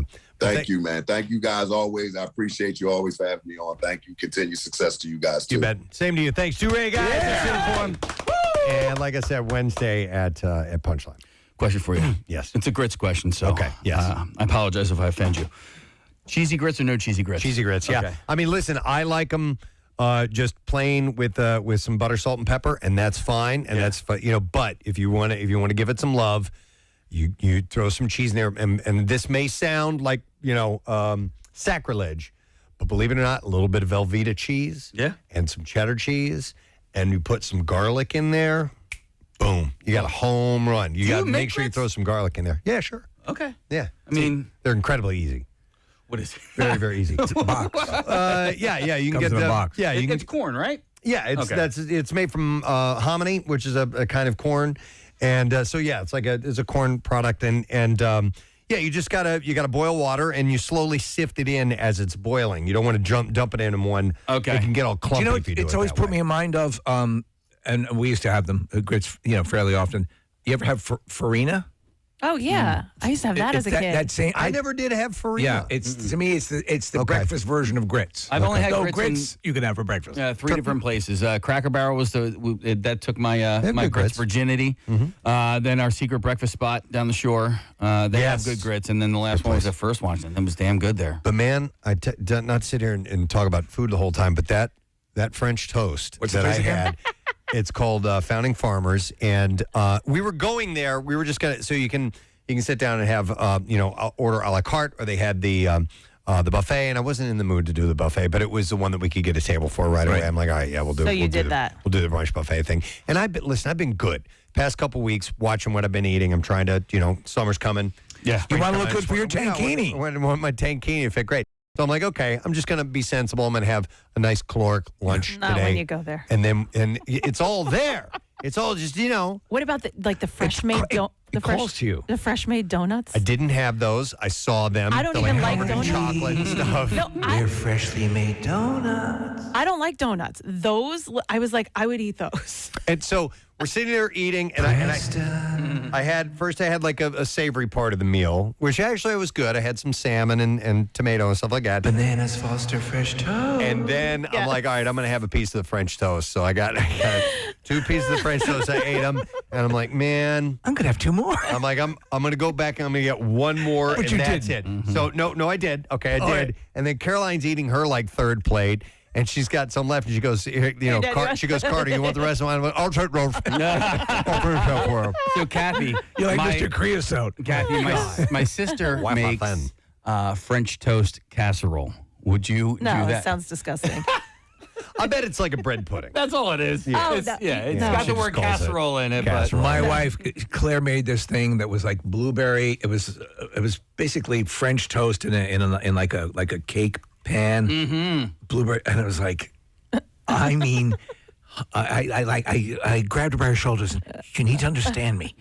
You can never make this again. Yeah. You never make this again. So this French toast wasn't like a piece of sliced bread that they dipped in eggs and all that and fried. I mean, it's like they're like rectangular cubes, if that makes any sense at all. Cubes. Yeah. The best food is in cubes. It's fantastic. Well, because they've got a crust all the way around. That's it. You have services to get crusty. It's just fantastic. I mean, it's probably it's controversial to say, but French toast might be It's better than Jesus? And no. That would be controversial. I was going to say it might be the best breakfast. Sweet breakfast treat? Sweet breakfast treat. It might be better than waffles. And better Okay. than pancakes. I think so. Because I think you can add a little bit more unique flavor to French toast than you can to pancake batter. That is. I don't know. It's just me. It doesn't matter, man. It's all good. It's all good. All that and stuff here is we are great. hungry again. All that stuff is great. How about crepes, though, if you had a chance, if crepes are available? Are you going to shoot? It all depends on what is available. Yeah. I'm going to shoot. If there is French toast, if there are pancakes, and if there are crepes that are available, or do you guys ever have blintzes? You ever had Yes, those before? I love blintzes. Or blintzes. Yes. You default to a What are you gonna sweet pick? crepe or a savory crepe. Sweet. Sweet. Okay, Same. Nick, let me Yep. tell you something here. There was a place, and I think it was called Crepe. It was on Main Street in Manayunk. I think there's one or two others in the city. I defaulted to the sweet, but when you did the savory, really good. There's a place in Harleysville, and they actually have a Cuban. A Cuban crepe. Like a Cuban style Yeah, sandwich. like a Cuban style sandwich. Okay. All this in, and it's pretty damn Let's try good. that. So I will do the savory, but sweet is kind of like, yeah, that's what I'm going for. But I think I would probably, if those three or four things were available, I think I would go crepe. You ever have a breakfast sandwich made with French toast as the bread?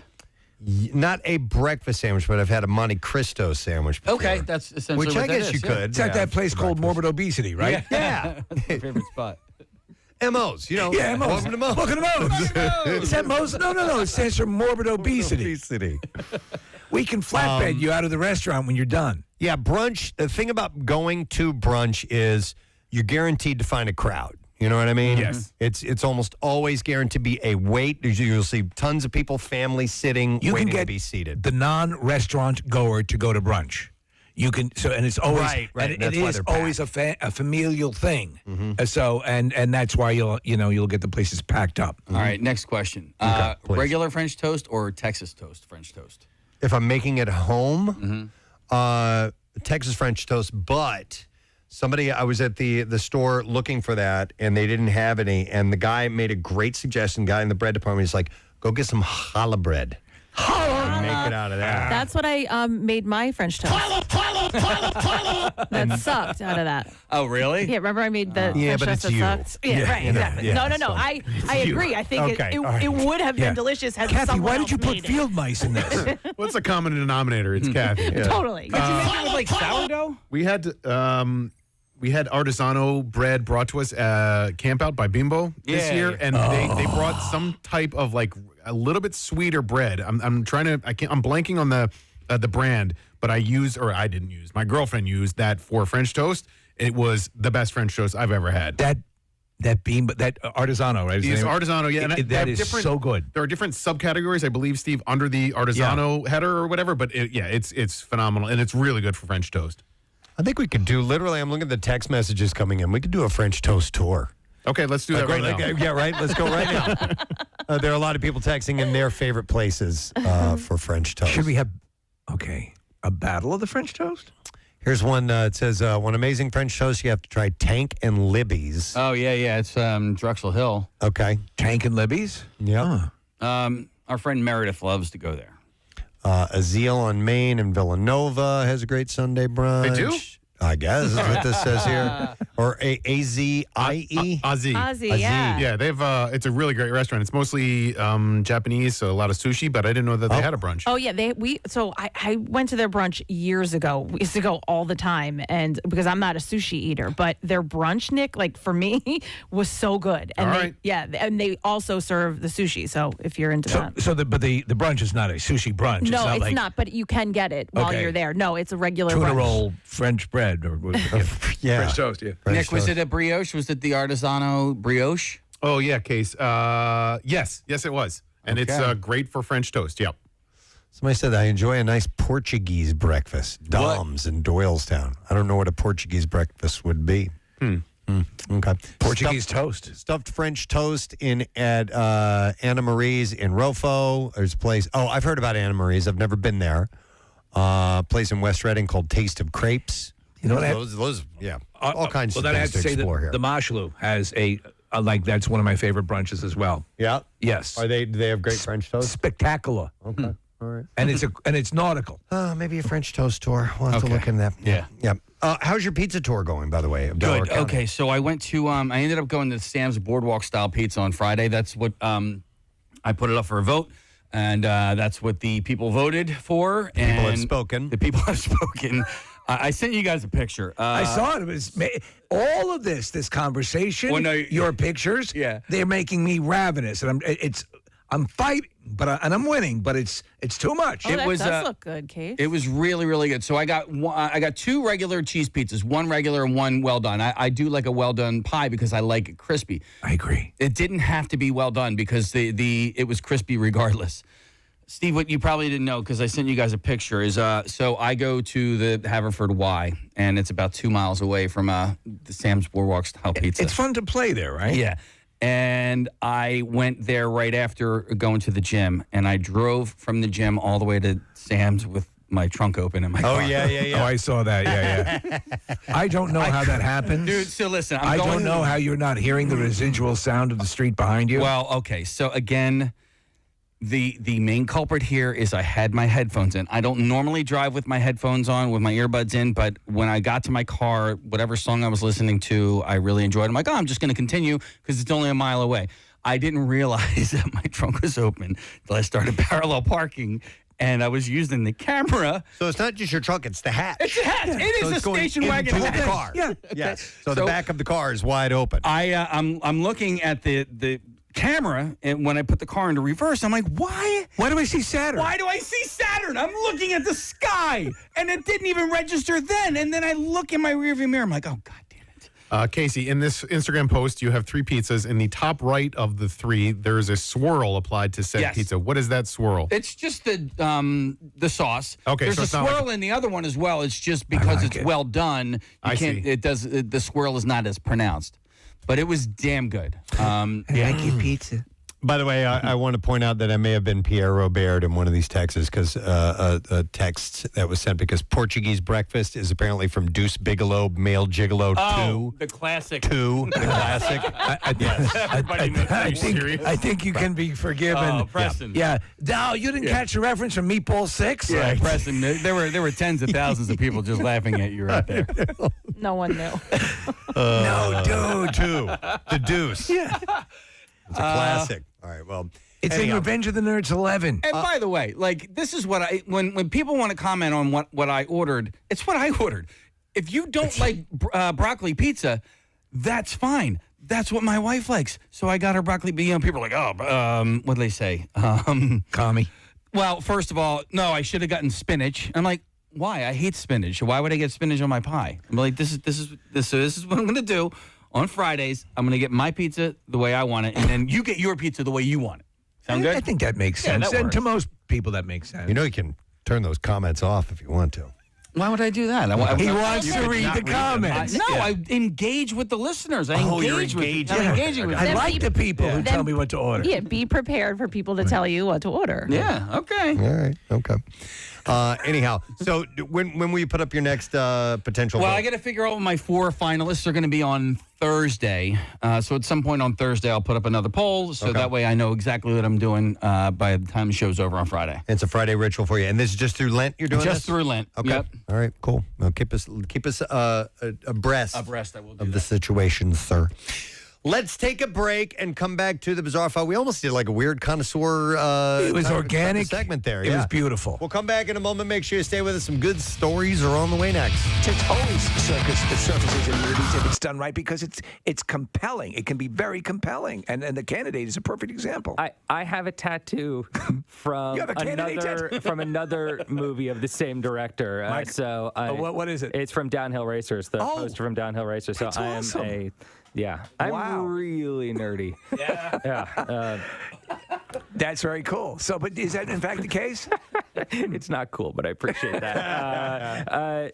But anyhow, look, it became this way to kind of understand today, and it's this thriller of a movie that touches on gender politics, that touches on the relationship between journalists and candidates, and that line between where our public life becomes our private life. Right. Before we got on this conversation, we were talking off air.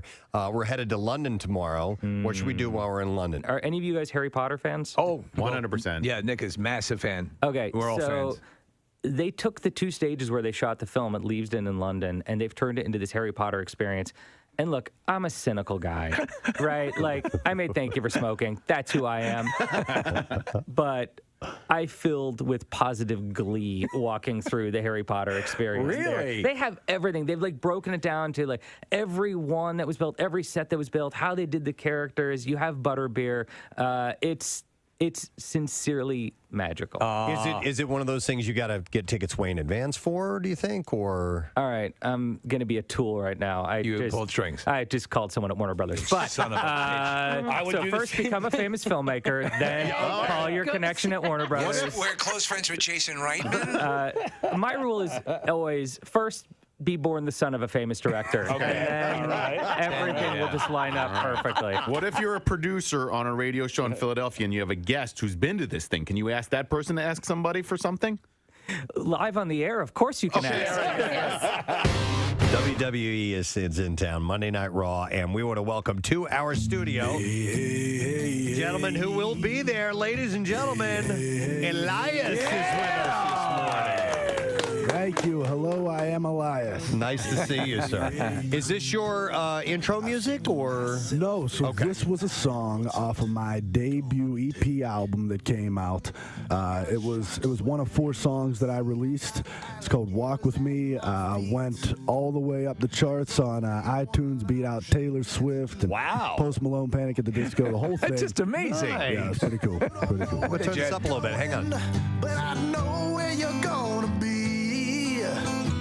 You're lost in this crazy world, searching for your destiny.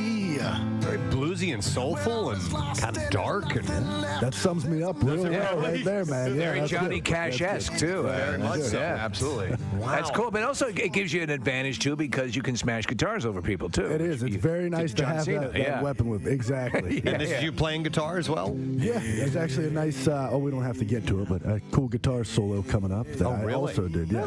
Well, yeah, it's all me. Hey, you know what? With that, and obviously, wrestling is your trade. It's where you make your money. But you also want to have a music career. Are you careful with your hands when you're in the ring? Yeah, of course, man. I don't want anybody to target these things. You know what I'm saying? I make my money in the ring, but also with these. You know, it's your cottage industry. Well, you have Chris Jericho and Fozzy. You know. Yeah, sure. So, yeah. I mean, this is not. You know, he's the singer, though. I don't think he plays any instrument. As far as I could tell, I don't think Chris Jericho plays any instruments. So Right.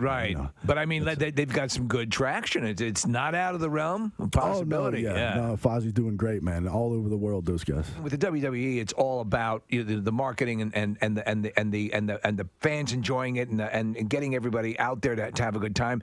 You talk about the different people that come out. I was at a Raw event one time, and there was this woman, like it seemed like in her 70s, going ape-ass. I mean, the age range is astonishing. Sure. Who comes out to you? But who would you describe as the core Elias fan?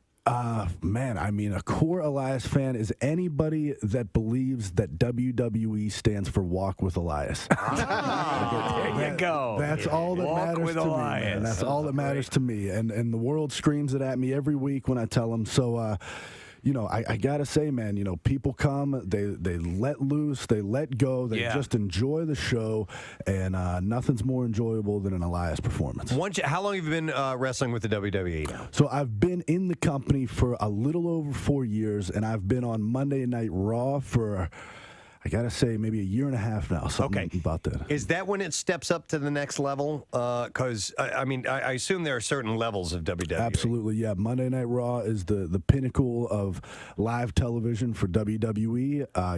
Live TV every single week, millions around the world watching, tens of thousands in attendance, whatever it may be. It's amazing. How hard do you have to work as a performer to build a fan base? So for me, it's been pretty natural progression from where I was in NXT, which was our kind of our where you are right before Monday Night Raw, before SmackDown and stuff like that. So I was starting to build something there, and then when I exploded onto Monday Night Raw, the world got to see kind of who I am and what it is, and you build an audience from that point on. So for some people, it comes very natural. Others, it's very difficult, but that's all part of the game. Well, you wrestled the independent circuit for a while, right? Yeah, I was on the independents for a few years before I got scooped up by the WWE, probably about 4 years, yeah. Listen, what you do, there's injuries are part of the deal. And, I've been ringside, and his blood's not fake. You guys get, you'll get your asses kicked sometimes. No, yeah. But there are people in place to make sure that you're taken care of. How lawless and unchecked is the independent circuit, and when you're just working your way up? I mean, Well, I mean, you're gonna come across all different kinds of things. Not only when it comes down to the performers, maybe not being as trained as they should be, or things like that. That's what I'm thinking. Guys who don't know what they're doing can really, But you've got rings, and that might not be up to quality. Sure. The thing said, though, I mean, the level we're at, people get hurt, man. I mean, I could tell you. I myself, it just was a random situation in Nashville a few years ago. I had a guy come off the top rope, land on the side of my shin, and snap my tibia. You're a bit of a renaissance man, and not just the music, but you're an artist as well. Absolutely. Yeah, I do a little bit of it all. I play all different instruments. I wrestle. I paint, of course. Guess you're pulling up my It's Instagram. pretty damn good, man. I found one. It's very Bob Ross-ish. Yes. I'm looking at one that's which is beautiful, and Bob Ross kind of gets I guess chucked aside, but he did some wonderful things. And he was Muay Thai, Preston. He fought, did not know that. he Muay fought in Thai? the octagon. Yeah, I had no absolutely. idea. Is this stuff that you do? Do you have time to do this while you're on the road, or do you gotta do that at home? So if I have any time at home, that's it. And it's Bob Ross, the same style as Bob Ross, which is the oil painting and things like that, which I love. And so that is if I have any kind of free time. It's just another creative outlet for me, but definitely not painting on the road. That would be nice. Well, dude, if you can smash a guitar over people, imagine you bring in that little paint spatula that he would use. You just jab it into Some someone's serious throat. damage there. Yeah, you could go That's right, yeah. paint brushes and stuff. That'd be cool. I have to ask tonight, will Miss Rousey be part of the show? Ronda Rousey will be in the house tonight. Nice. She'll be at Philly. I'm not sure what she's doing. She's got some issues going on with the Bella twins after last week. It was Yeah, sort I of saw she brutal. called them a bunch of untrustworthy bitches, I think. I believe those were her words, exactly. It didn't sound good. I love her. Yeah. I have such a crazy crush on her. It's ridiculous. Ronda? Yeah. She's fantastic, man. She's come into WWE. She's lit the place on fire. And above all else, she walks with Elias, so I'm a big fan of hers. All right. And Eliza, it seems that she did the right thing. You come in. She didn't come in. She didn't come in like. Well, I'm entitled. She earned the audience a bit and did her deal. Correct. Well, you know what? She's shown the world, aside from her amazing background, right? She's shown them that she is passionate about what we do also. Yeah. And it's, if you could be real on TV, the fans, the people, they will see that, they will feel that, and they'll either connect to you or they won't, man. So, and I think she's just been real and she's been true to herself, and that's just a huge key in what we do. I have to ask, when it's all going down, when the production's on and it's the cameras are rolling, because there's cameras backstage as well and stuff like that.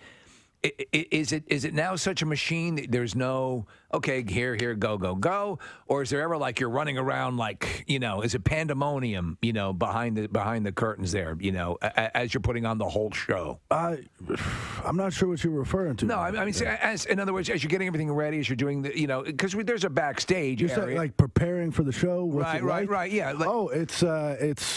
It's different every single time Is you it? show up, man. You know what I mean? It's just it's a machine. Yeah. And then it's the human element. You know what I mean? And they're coming together, and you got to make a big show. So yeah, there's all kinds of stuff. That's what I was going on all the wondering. time. It's several hours long, so you guys, it's a long day of work for everybody, especially the crew, the people that puts all that stuff together and make sure that everything runs properly. But when you're waiting for your match, when you're backstage, wherever they have you guys set up, are you watching what's going on, or do you just wait till your show? No, I'll be honest with you, man. I'll keep an eye on what's going on, but usually I'm in the back. I'm playing guitar, just kind of getting in my own mind as to whatever I got to do for my performance tonight. Sometimes I like to take a pre-performance nap. Yeah. If I can, get in the right mindset. Yeah. Or, I knew I liked you. Sit tease to get my voice ready. Whatever it may be, I'm doing my own thing. Great to meet you. Thanks for coming by here. You got it. Have fun tonight. WWE Raw tonight. A team of researchers from the UK and Spain has found evidence showing that, contrary to popular belief, the orgasm face is not the same as the pain face. I think they're different. Yes. I would think that my O face is different than a pain face. The researchers created a computer program to mimic a wide variety of gender-neutral facial expression.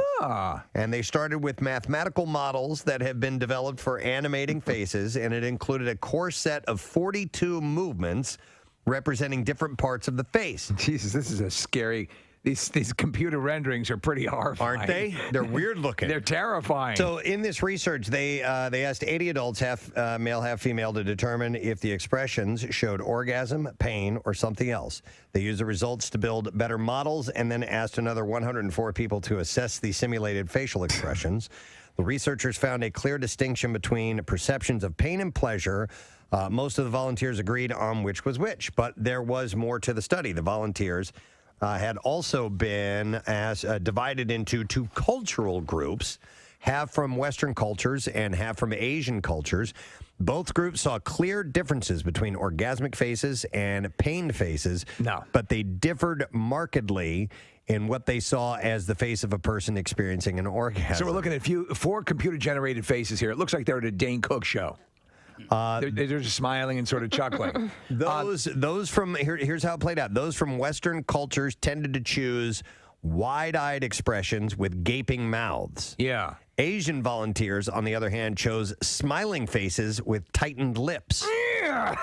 This is really great. It sounds like a bowel movement. All right. Well, what do you imagine, if you can, for me? What would you imagine your face looks like? Oh God, I don't want to know. I think I'm kind of like. You know, like, you know what I'm saying? I think I have I think I have an open WMMR presents Preston and Steve's Bizarre File. All right, it is brought to you by Monster Mania. You can meet the biggest names in horror at Monster Mania Con 49 this weekend at Cherry Hill Hotel with Ernie Hudson, Michael C. Hall, and more. MonsterMania.net. They're always great. Yep. When Abby Vollett went to the hospital with stomach pain, she had no idea she returned home with a baby. The 21-year-old, who was a full-time student at the time, was rushed to the hospital in Missouri with severe abdominal cramps, but she was in shock when doctors told her that she was 35 weeks pregnant, fully dilated. Oh, my God. Medics had to perform an emergency C-section on Abby, and within 20 minutes, her baby daughter had arrived. Abby said the pain started off with slight stomach cramps. They continued to get worse over the day to the point where I couldn't move, so my mom, Cindy, took me to the hospital.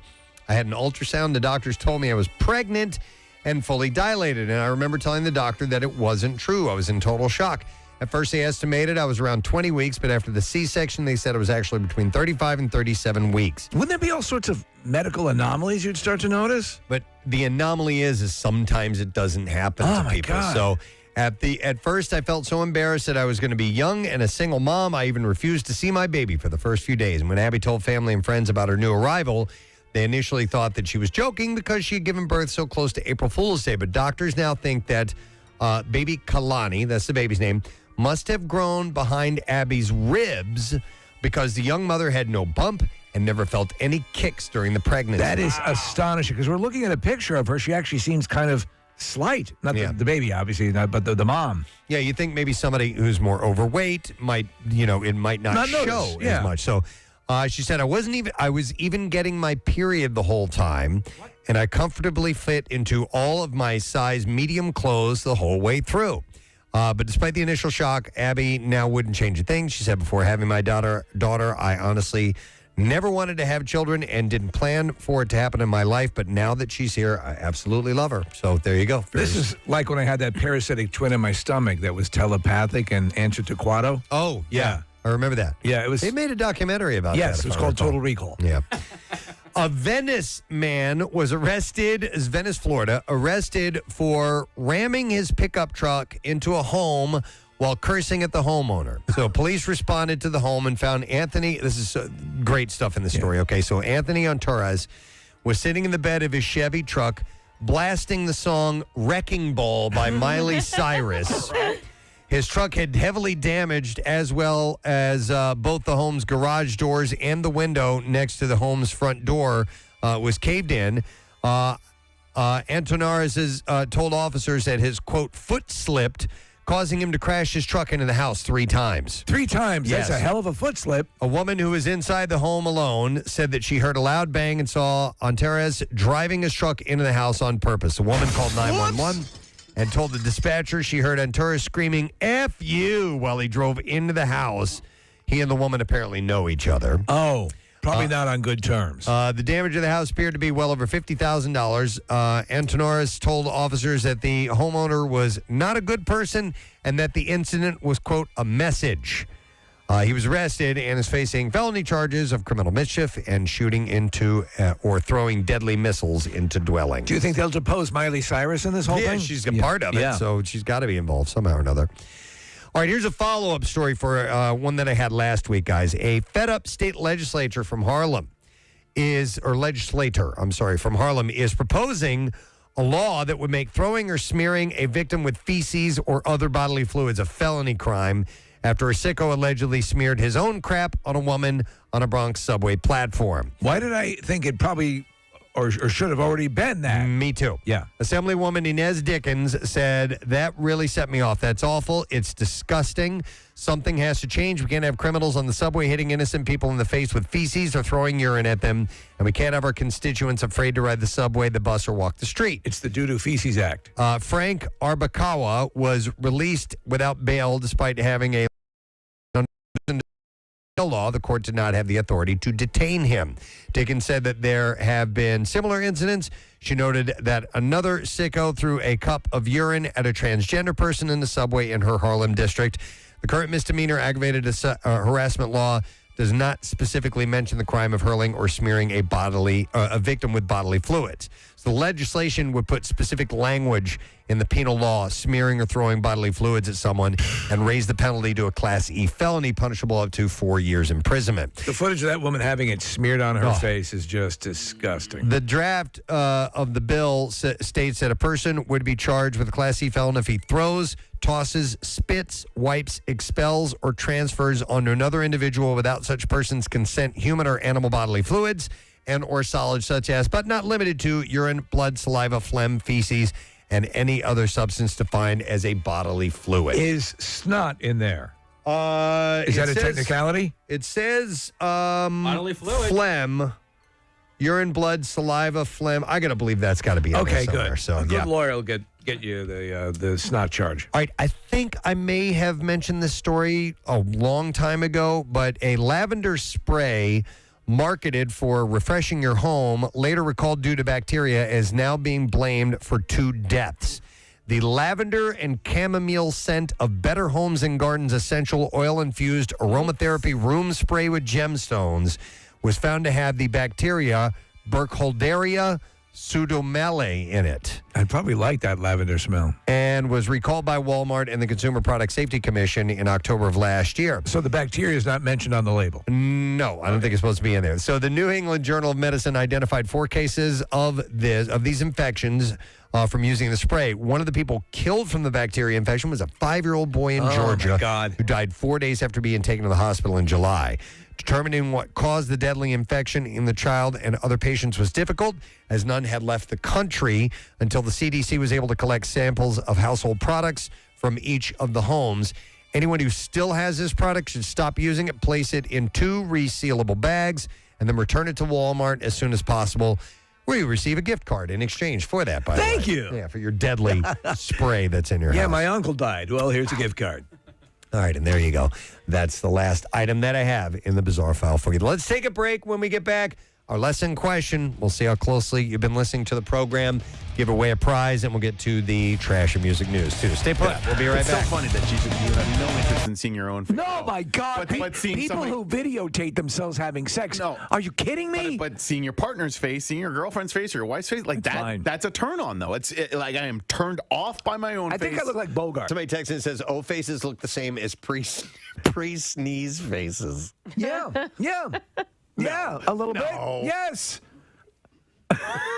I'm making my pre-sneeze face. No, I don't look. There's no way I look like that. Maybe you Let do. me see your pre-sneeze face, Casey. Stop it. Do it again. Oh yeah, I'm gonna make you sneeze so hard. Sneeze all over your face. I'm gonna sneeze all over your face. Oh, that's so gross. Sorry, just sneezed on your back. God, I'm gonna sneeze all over your face. Kathy, there's a question for you. What would Sneeze you on my rather face. have I'm all gonna over your sneeze you a pearl necklace. I think the sneeze face might be accurate. Really? A little bit. I purposely didn't ask Yeah, the. all right, Yeah, I want to see your pre-sneeze face, All right, please. hold on, All right, I know you're laughing. Okay, but hold on, all right. Serious. This is Kathy's orgasm face. Second. Do you think Guppies is still open? Oh my God. What time does Target.com close? Oh my God, will this ever end? I'm so hungry. Target.com? That closes? Last week, well, I already said that. No, do it again. Tell us the golf ball story again. Do it again with a British accent. No. What? The first North American. The first North American tour. Oh my God. November, December, January, February. But then a young ingenue came in to turn everything around. Kathy Romano stars in Let's Go to Guppies. Starring Bill Weston as the program director who hates her mentioning Guppies all the time. She had 2 babies. Okay. God, that's a Dawson's Creek. Oh, yeah. She had another hit, didn't she? Where Have All the Cowboys Gone? Was that the other? Paula Cole? Was that Paula Cole or Where have all the Cowboys gone? I remember that song. I wasn't sure if that was her or not. Nick, you'll have to look that up. I did like some of her stuff. She had hairy pits. Do you remember that? Yeah. She was a big thing. She was. I thought that was her father. That was her father, Harry Pitt. I'm a private detective. Have you heard about my girl? Name's Harry. She sings the title song for Dawson's Creek. The sun sunk into the sky like a pearl in a bottle of Prel. What? You remember that commercial? Yeah, no. So random. Nick Stevens has singles or releases or music video. Where have all the Cowboys gone? Yeah. Yeah, Paula Cole. What am I looking up now? It was the kind of yell you'd see on an office window where people smoked a lot. I didn't see the title at the top. I just thought that was the Paula Cole page. So yes, Steve, she did indeed do. Thank you. Where have all the cowboys gone? I'm out. You're out? Aw. It's Friday, late Friday. It is. It was late Friday. It was late Friday. I ate all over, except I just won a marathon. Kathy came into the office. Told me she'd made reservations at Guppy. Bill came in, prattling on something about third leg of the stool. Can't take it, man. Oh. This is his directorial debut for the film Wildlife. Please welcome back to our studio after 6 years, Mr. Paul Dano. This morning. Good to see you, Paul. Thanks for having me. Thanks for being here. We appreciate it. Listen, so your directorial debut, and also you wrote the screenplay or co-wrote the screenplay. Going into this, what kind of expectations did you set for yourself? That's a big, big, big project. Yeah, it is. And honestly, directing is such a long journey and such a big experience. I think you're just sort of setting expectations one step at a time. Okay. So honestly, at first, you're just trying to write a good script and set yourself up with a foundation that you can feel good on. Then you're just like trying to get the actors to say yes. Then you're just like trying to get the money. And we're talking years and years, and we're talking about what, about like 4 years? I would say so. I read a book called Wildlife by Richard Ford, who's an incredible American writer. Right. Probably 2011 or 2012, and started turning this thing over in my head, thinking, okay, can this be a film? Can this be a film for me? So do you immediately option it because you're like, oh, okay, because I know how these things play, and you want to make sure you have it, correct? Correct, but I did not immediately option Really? it. Okay. Yeah, because I sort of wanted to make sure that I had something to offer it. Also, because I sort of do admire Richard Ford, I really wanted to sort of know that there was a film. You know, just a good book doesn't necessarily make a film, so why make a film of it? And when I thought of the ending for this film, which is different than the book, that's when I optioned the book, because I sort of knew the final shot sort of gave me the energy and the courage to sort of actually do it. It's very cool because I think when you take, so you and Zoe Kazan co-wrote the screenplay, and it was from what I understand, it was a back and forth process, and that actually you kind of took a very long run at it at first, and she sort of helped you, whittle it down and get to that point. But you sort of got the blessing from the author of the book to just make it your own property. And at that point when that happened, you have a sigh of relief? Because I think the onus you'd feel sort of you'd have to be as faithful to the source material out of respect. But when he sort of cuts you loose, was that a breath of relief? Yeah. Yeah, for sure. I mean, not only because I like his work, but he basically said that my book is my book and your picture is your picture. Oh, that's you great. need to establish your own values, and that sort of immediately gives you permission to sort of follow now what the film is. And you have to. He had the great bit of wisdom that you can't just sort of translate a book and, make it into a film. And my partner and I, Zoe, this sort of story there is that I wrote a first draft. I secretly thought it was pretty good. And then I gave it to her, and she quickly dissuaded me. Wow. As friends do. As good friends do. Yeah. This is not as good as you think it is. Did Richard Ford, the author, did he ever visit the set during filming, or did he stay away from all that? No, he stayed away. I mean, we kept in touch via email. He writes the most beautiful emails. And we've been in touch. We just did a talk at Lincoln Center the last week in New York. He loves the film, so that means a lot. So it's a story of a family and a family going through changes, and it's a funny thing because a simple story told this way, families can provide your greatest sense of support and love, and also your greatest conflict in life and your greatest your greatest issues to deal with, and that's what you were looking to explore with this, correct? That's exactly it. Richard Ford sort of captured a duality where he was able to look at this hard situation with a lot of compassion, a lot of love. That's certainly how I sort of grew up. We lived in a one-bedroom apartment in New York. My family was close, but probably too close. And when my parents struggled, we felt it, and it's sort of, I moved to a new town when I was 14 to enter high school. At that point in your life, home is sort of the edge of the world. I didn't yet have friends in that town.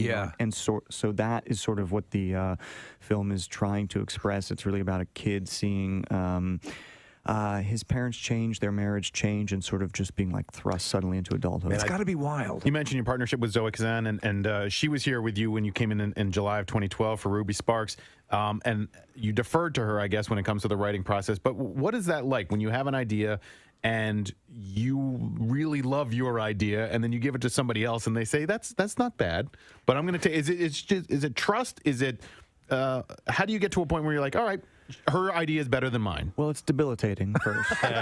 You're crippled. What do you mean? No. So in this case, it wasn't that somebody's idea is better. It was like, okay, this was my first time writing. Zoe is a proper writer. She's written plays that have gone up in New York. She's written screenplays that have been produced. She saw what I was trying to do, but was like, I can. And also, frankly, we just couldn't get through a note session because we live together, and you have to sort of protect the relationship from a certain amount of conflict. So I think she was like, why don't I just do a pass, because I think it's healthier for us than if we just fight through these notes. Okay. Yeah. And that turned out to be wonderful. And it sort of opened up our process, which was we would talk about the script for 2 or 3 hours. Then one of us would take it for a few weeks and sort of do a pass. So we each had our own process. And at that point, once you're into it, you're fighting on behalf of the characters and the film. So you're not fighting each other. Somebody has an idea, you believe in it, you talk about it, you get into it, and then time sort of reveals the right direction. Those moments, though, where you as a director, like you're not moving the camera a lot, and you're just kind of letting it happen, to me, that would be such a hand-wringing thing.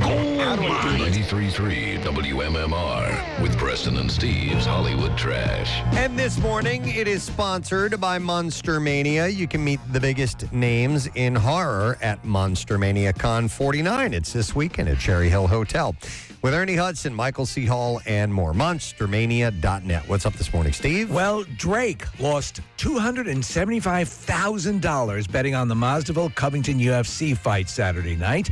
Drake took it all in stride, saying it's only money, which drew a nod from his limo driver who sleeps in a tool shed. Oh, my God. Matthew McConaughey's endorsement of a product called Regenex Hair Restoration Treatment Conditioner has saved the company from going out of business. McConaughey claims Regenex brought him back from a receding hairline because each treatment comes with him getting a hair transplant. And finally, Kanye West's girlfriend Chaney Jones wants people to know she's more than a Kim Kardashian lookalike. When all Jones could come up with is being able to belch the alphabet, she gave up and admitted she is just a Kim Kardashian lookalike. And that's your Hollywood Trash. Yep, we'll go for an answer now, and we want to know what restaurant is also known by the initials M.O. And 215-263-WMMR is the number. We'll go to John. Hey, John, good morning. Good morning. You guys rock. Thank you, man. All right, what restaurant is known by its initials M.O.? Morbidly obese. Obesity, yeah, we'll get that. We'll call that a win. Hang on a second, John. You got it, and we are going to give you a pair of tickets to see Joe DeRosa this Friday night at Punchline Philly, and tickets are on sale now for 5 shows with Joe DeRosa, Thursday through Saturday. PunchlinePhilly.com for tickets and information. We'll get to music news now. Now, Preston and Steve's Music News on 93.3 WMMR.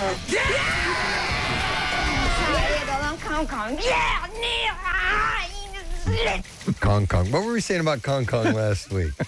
Was that off air? It was a song we were inserting it into. Man, I don't remember. Was it a Chili Pepper song?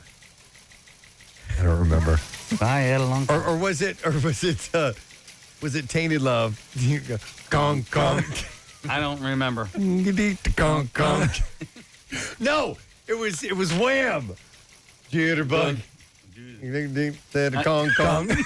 Wasn't it? I don't know. I'm liking all these options, though. All right, anyhow. Yeah. You put the Kong Kong into my brain. All right.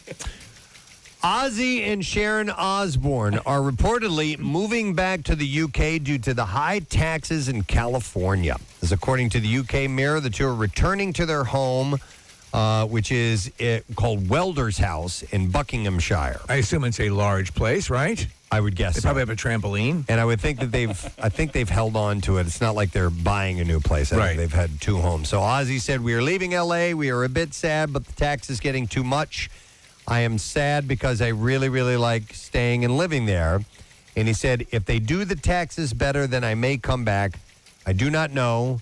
I am taking my recording studio with me, and Where's the bathroom? I'm going to build a barn over there and make my own studio at Welder's. I will still be making music, and my band will come over." The current L.A. home is palatial, as you'd well imagine. Yes, so I don't know anything other than that. Slipknot's Corey Taylor has been sporting a new mask, which he debuted for fans during the band's performance at the Rocklahoma Festival in Oklahoma back in September. Taylor recently took part in a fan-oriented horror convention called Days of the Dead in Atlanta, where he said that the new mask was actually created by a young Slipknot fan who he said nailed it from the very beginning. Apparently, Taylor said, "My new mask is pretty rad. I sat down and tried to figure it out. I worked with a guy named Connor Dellis. He's a young kid. He's actually a fan, and I can remember laying out the traits that I wanted to see and a lot of the stuff that inspired him.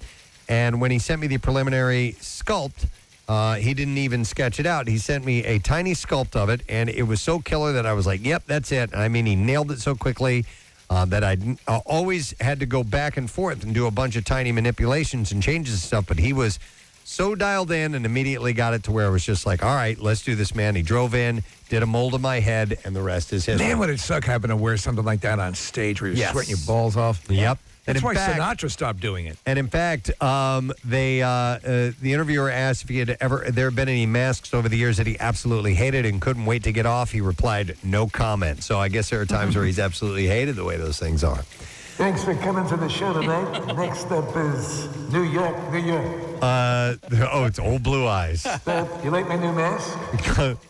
Stop spreading the news. Slipknot will kick off the Knotfest Roadshow Tour March 16th in Fargo, North Dakota, and they'll have special guests in this moment and wage war. I know Slipknot doesn't have a lot of ballads, but when you got this mask on your head, do you take it off for a second to sing a ballad? Sing a ballad, maybe? Don't know. Like when you sing something sweet? After sharing a Weezer-approved cover of their 2001 hit Island in the Sun to social media last month, Morgan Evans received a video response from the band's frontman, Rivers Cuomo, that blew his mind. On Thursday, Rivers took to his own social media to offer a new verse on Morgan's current single, Country Out of My Girl. So he's a country musician? He's a country musician. Okay. And so Rivers was motivated to jump in and add his own verse. We'll play it in a second here. The comment section exploded with requests from fans for a full version of the song, and on Friday, Morgan released Country Out of My Girl featuring Rivers Cuomo. Rivers posted his performance on social media first on Friday, writing, I see your island in the sun, and I raise you a country out of my girl.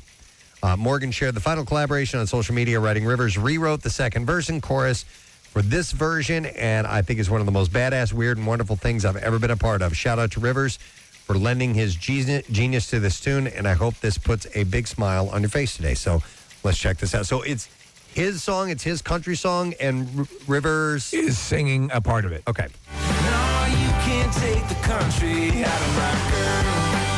I hear you, man.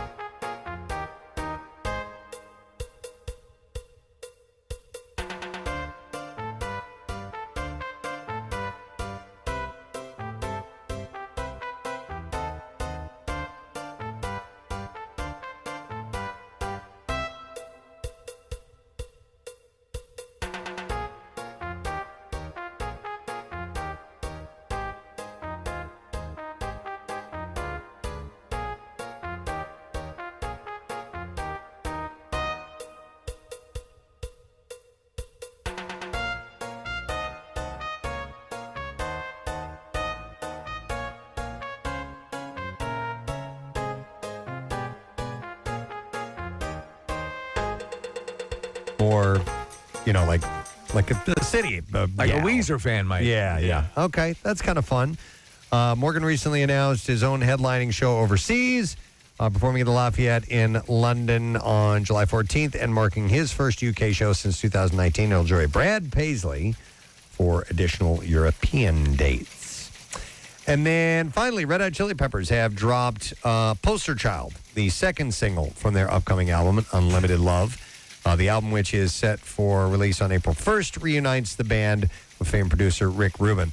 In a new interview talking about other things, the LA natives talked about the hair band scene that was dominating the Sunset Strip, as they were also trying to make their bones in clubs around town. Flea remembered saying, we were definitely against the hair metal scene. We were like, F them. We're the underground art rock get weird East Side guys, and those guys are just rehashing Aerosmith and Kiss. And he goes, in retrospect, it was all pretty bull-esque. A lot of those bands were really effing great. He's like, Guns N' Roses was a great band. Anthony Kiedis spoke about the difference between the Chili Peppers and the other bands coming up at the time. He said, we were a party band, but you have to have something to bring to the party. Flea was instrumental in saying, we have to be good. We have to write some new S. We have to have something to move these people. And we always came fully loaded. He said. Flea had explained there was a certain arrogance, a kind of F the world, F the system, F the authority, F the powers that be. We're us, and we're doing our thing our way. We're a street kids thing, and we were going hard and being wild. And Anthony said it didn't dawn on us that there was something other than selling out clubs and making people happy and being original. So they're just kind of reminiscing a little bit about it. So that's pretty cool. New music out, and they're doing well. And there you go. That's what I have in music news for you. We have a final break to take. When we get back, we'll get the first letter for our 5-letter word for the Word of the Week prize. Make sure you don't miss out on that next. Preston and Steve. Preston and Steve. On 93.3 WMMR. Were there a number of passes, or did you just instinctively say, this is the way it's got to be? No, it was from day one a film that let's not move the camera if we don't have to for the moment. Let's not put score on it unless we have to. Let's sort of like... let it breathe? Yeah, and also just like leave them to hang out to dry almost, because you don't want to be reductive about something like this, something as complicated. My feeling is I've always loved the illusion of simplicity, like something that looks simple but is really not, and it was something I said to my crew even was like, it's like we're trying to make a film that's like sushi. Like it looks simple. Quiet moments. It's not. Yeah. You know, it's actually beautiful, and you know, it's hard to make. And Right. I like and that. you can kill people if you don't make it properly. So there you go. Okay. I like the analogy. I love Mumford & Sons. They're like one of my favorite bands. Carrie Mulligan is married to Marcus Mumford. Yeah. Did Marcus show up at all? Oh, sure. Did he? Yeah, we hung. Yeah, You made his day. Yeah, we would go hit some golf balls, hang out. We were in Oklahoma. We were sort of in I don't want to say the middle of nowhere, but You were in the middle of nowhere. we were in the middle of nowhere. Bum F. Bum F, as they call it. And but that's also one of the beauties about making a film on location is this feeling of like summer camp. So, you know, Carrie and I have known each other forever. Jake and I have known each other, known Marcus forever. You know, there's something nice about the only people you have to lean on are the people you're there working with, and it's super fun. Right. Are they a part of the soundtrack at all? They are not. Okay. I do think they have a new record coming out soon. They though. do. I'm gonna They go. do. I watched a movie recently that you're in, Love and Mercy, about Brian Wilson, and it's an interesting movie. I didn't quite know what to expect. There are several different actors playing Brian Wilson in it. Can you talk a little bit about what that experience was like, and did you have a relationship or learn anything from Brian or talk to him about it? Yeah, I think that's the best time I've ever had acting. Brian is a really special guy. It's the story of Brian Wilson, by the way, and you play him as younger Brian Wilson around the time of the recording of Pet Sounds, and John Cusack plays him later on in life. Yeah. For somebody who struggles so much, Brian, he's got an incredible amount of light inside of him. And frankly, studying that music for 6+ months was one of the greatest gifts I've had from work. I just felt so in love with what he's giving us through the spirit of this music, and I miss it. It's a great movie, and I just saw your film after seeing a documentary called The Wrecking Crew, in which they sing. And I told Preston, and I think you've seen it since then. Oh, correct? Yeah. And they talk about recording with Brian Wilson, and these were the top studio musicians. And they said, and then there's Brian Wilson, and his genius level was off the charts. And I think the sequences where you're recording in the film, and you specifically caught what I imagined, it would have been like outside of the documentary. It was an amazing performance. That's very nice, yeah. And that's frankly, we were in the studio that he actually recorded Pet Sounds in back in '65. Wow. And at that point, you're just trying to summon the spirits and let them pass through you, But that is so moving that these brilliant music, the Wrecking Crew, they were the best. They were the best session musicians in town. Yep. And Brian was their guy. They were like, that's the guy. It's incredible. Yeah. Hey, great to see you again. Congratulations. Thanks for coming by. Thanks, guys. Paul Dano, everyone. Speaking of scary movies, I did see this article, and believe it or not, it's from Cosmo. It's from Cosmopolitan Magazine. That's all we read. The most popular horror movie the year you were born. Ooh, okay. And this was kind of a bitch slap to you emotionally, wasn't it, Preston? It starts 2 years after I was born. Oh, man. Yeah, it's a fire drill. We have a flashing strobe in the studio, that's why. 1991 was Silence of the Lambs. Yes. I don't consider it a horror movie, but many do. So it was more suspense and... Thriller. And thriller, yeah, exactly. It's a thriller. Scary. Pleasure to meet you, Dr. Lecter. I'll be working closely with you. Oh, no. Oh, my God. Let me out. Let me out. What's the problem? Let me out of here. They finally found the thing that broke Lecter. Just found your great cellmate. Yeah.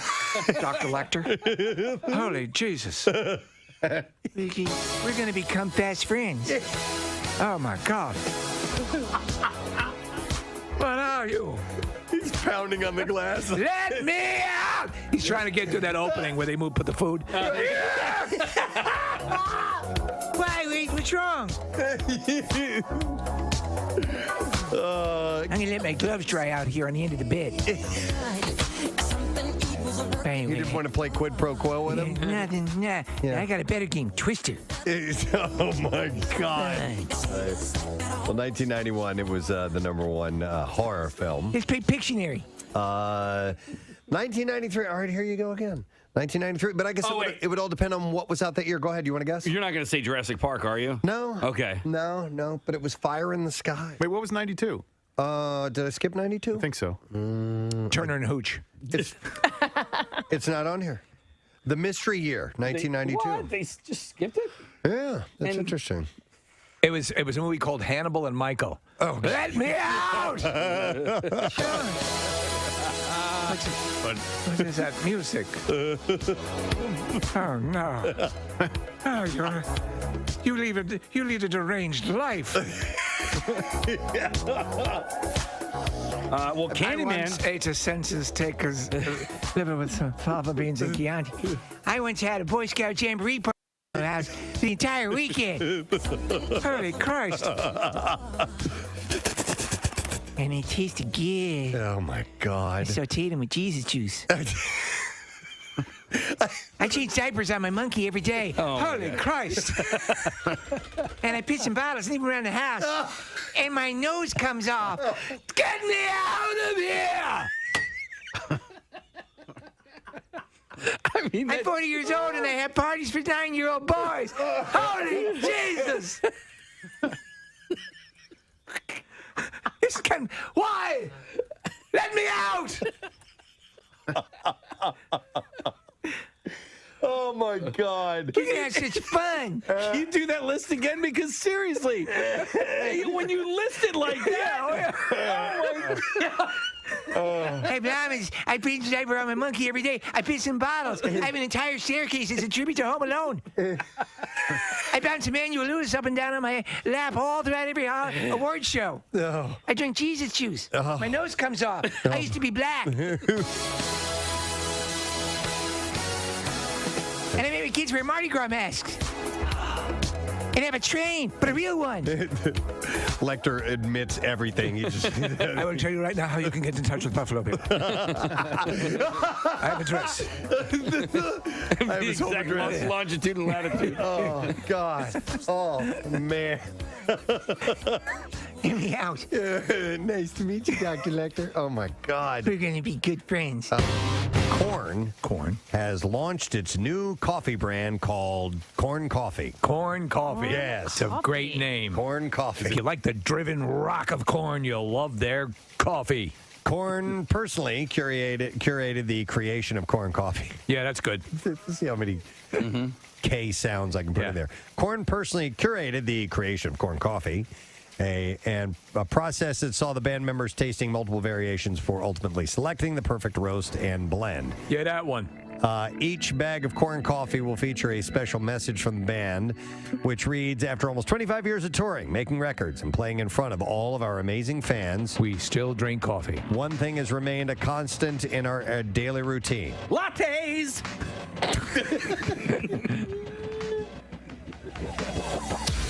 I was not expecting that. I know. Lattes! No, it says coffee. The ritual, the brew, the aroma.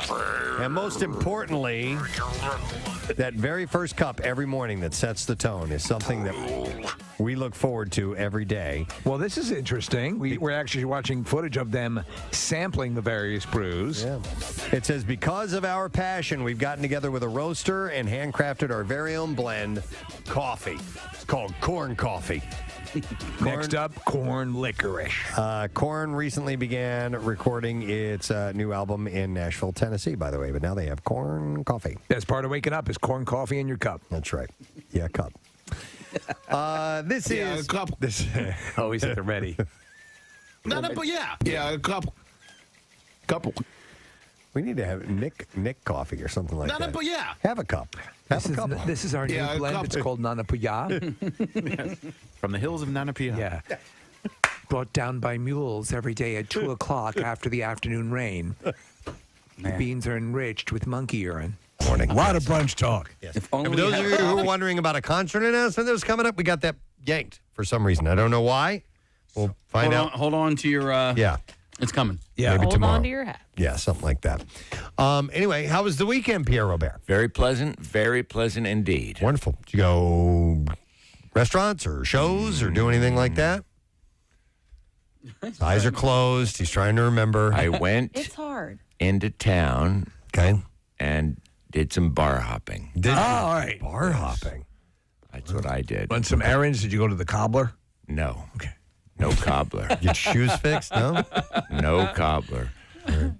Although last weekend I tried to go to the cobbler and the cobbler was closed. I had some shoes to pick up, some shoes to drop off.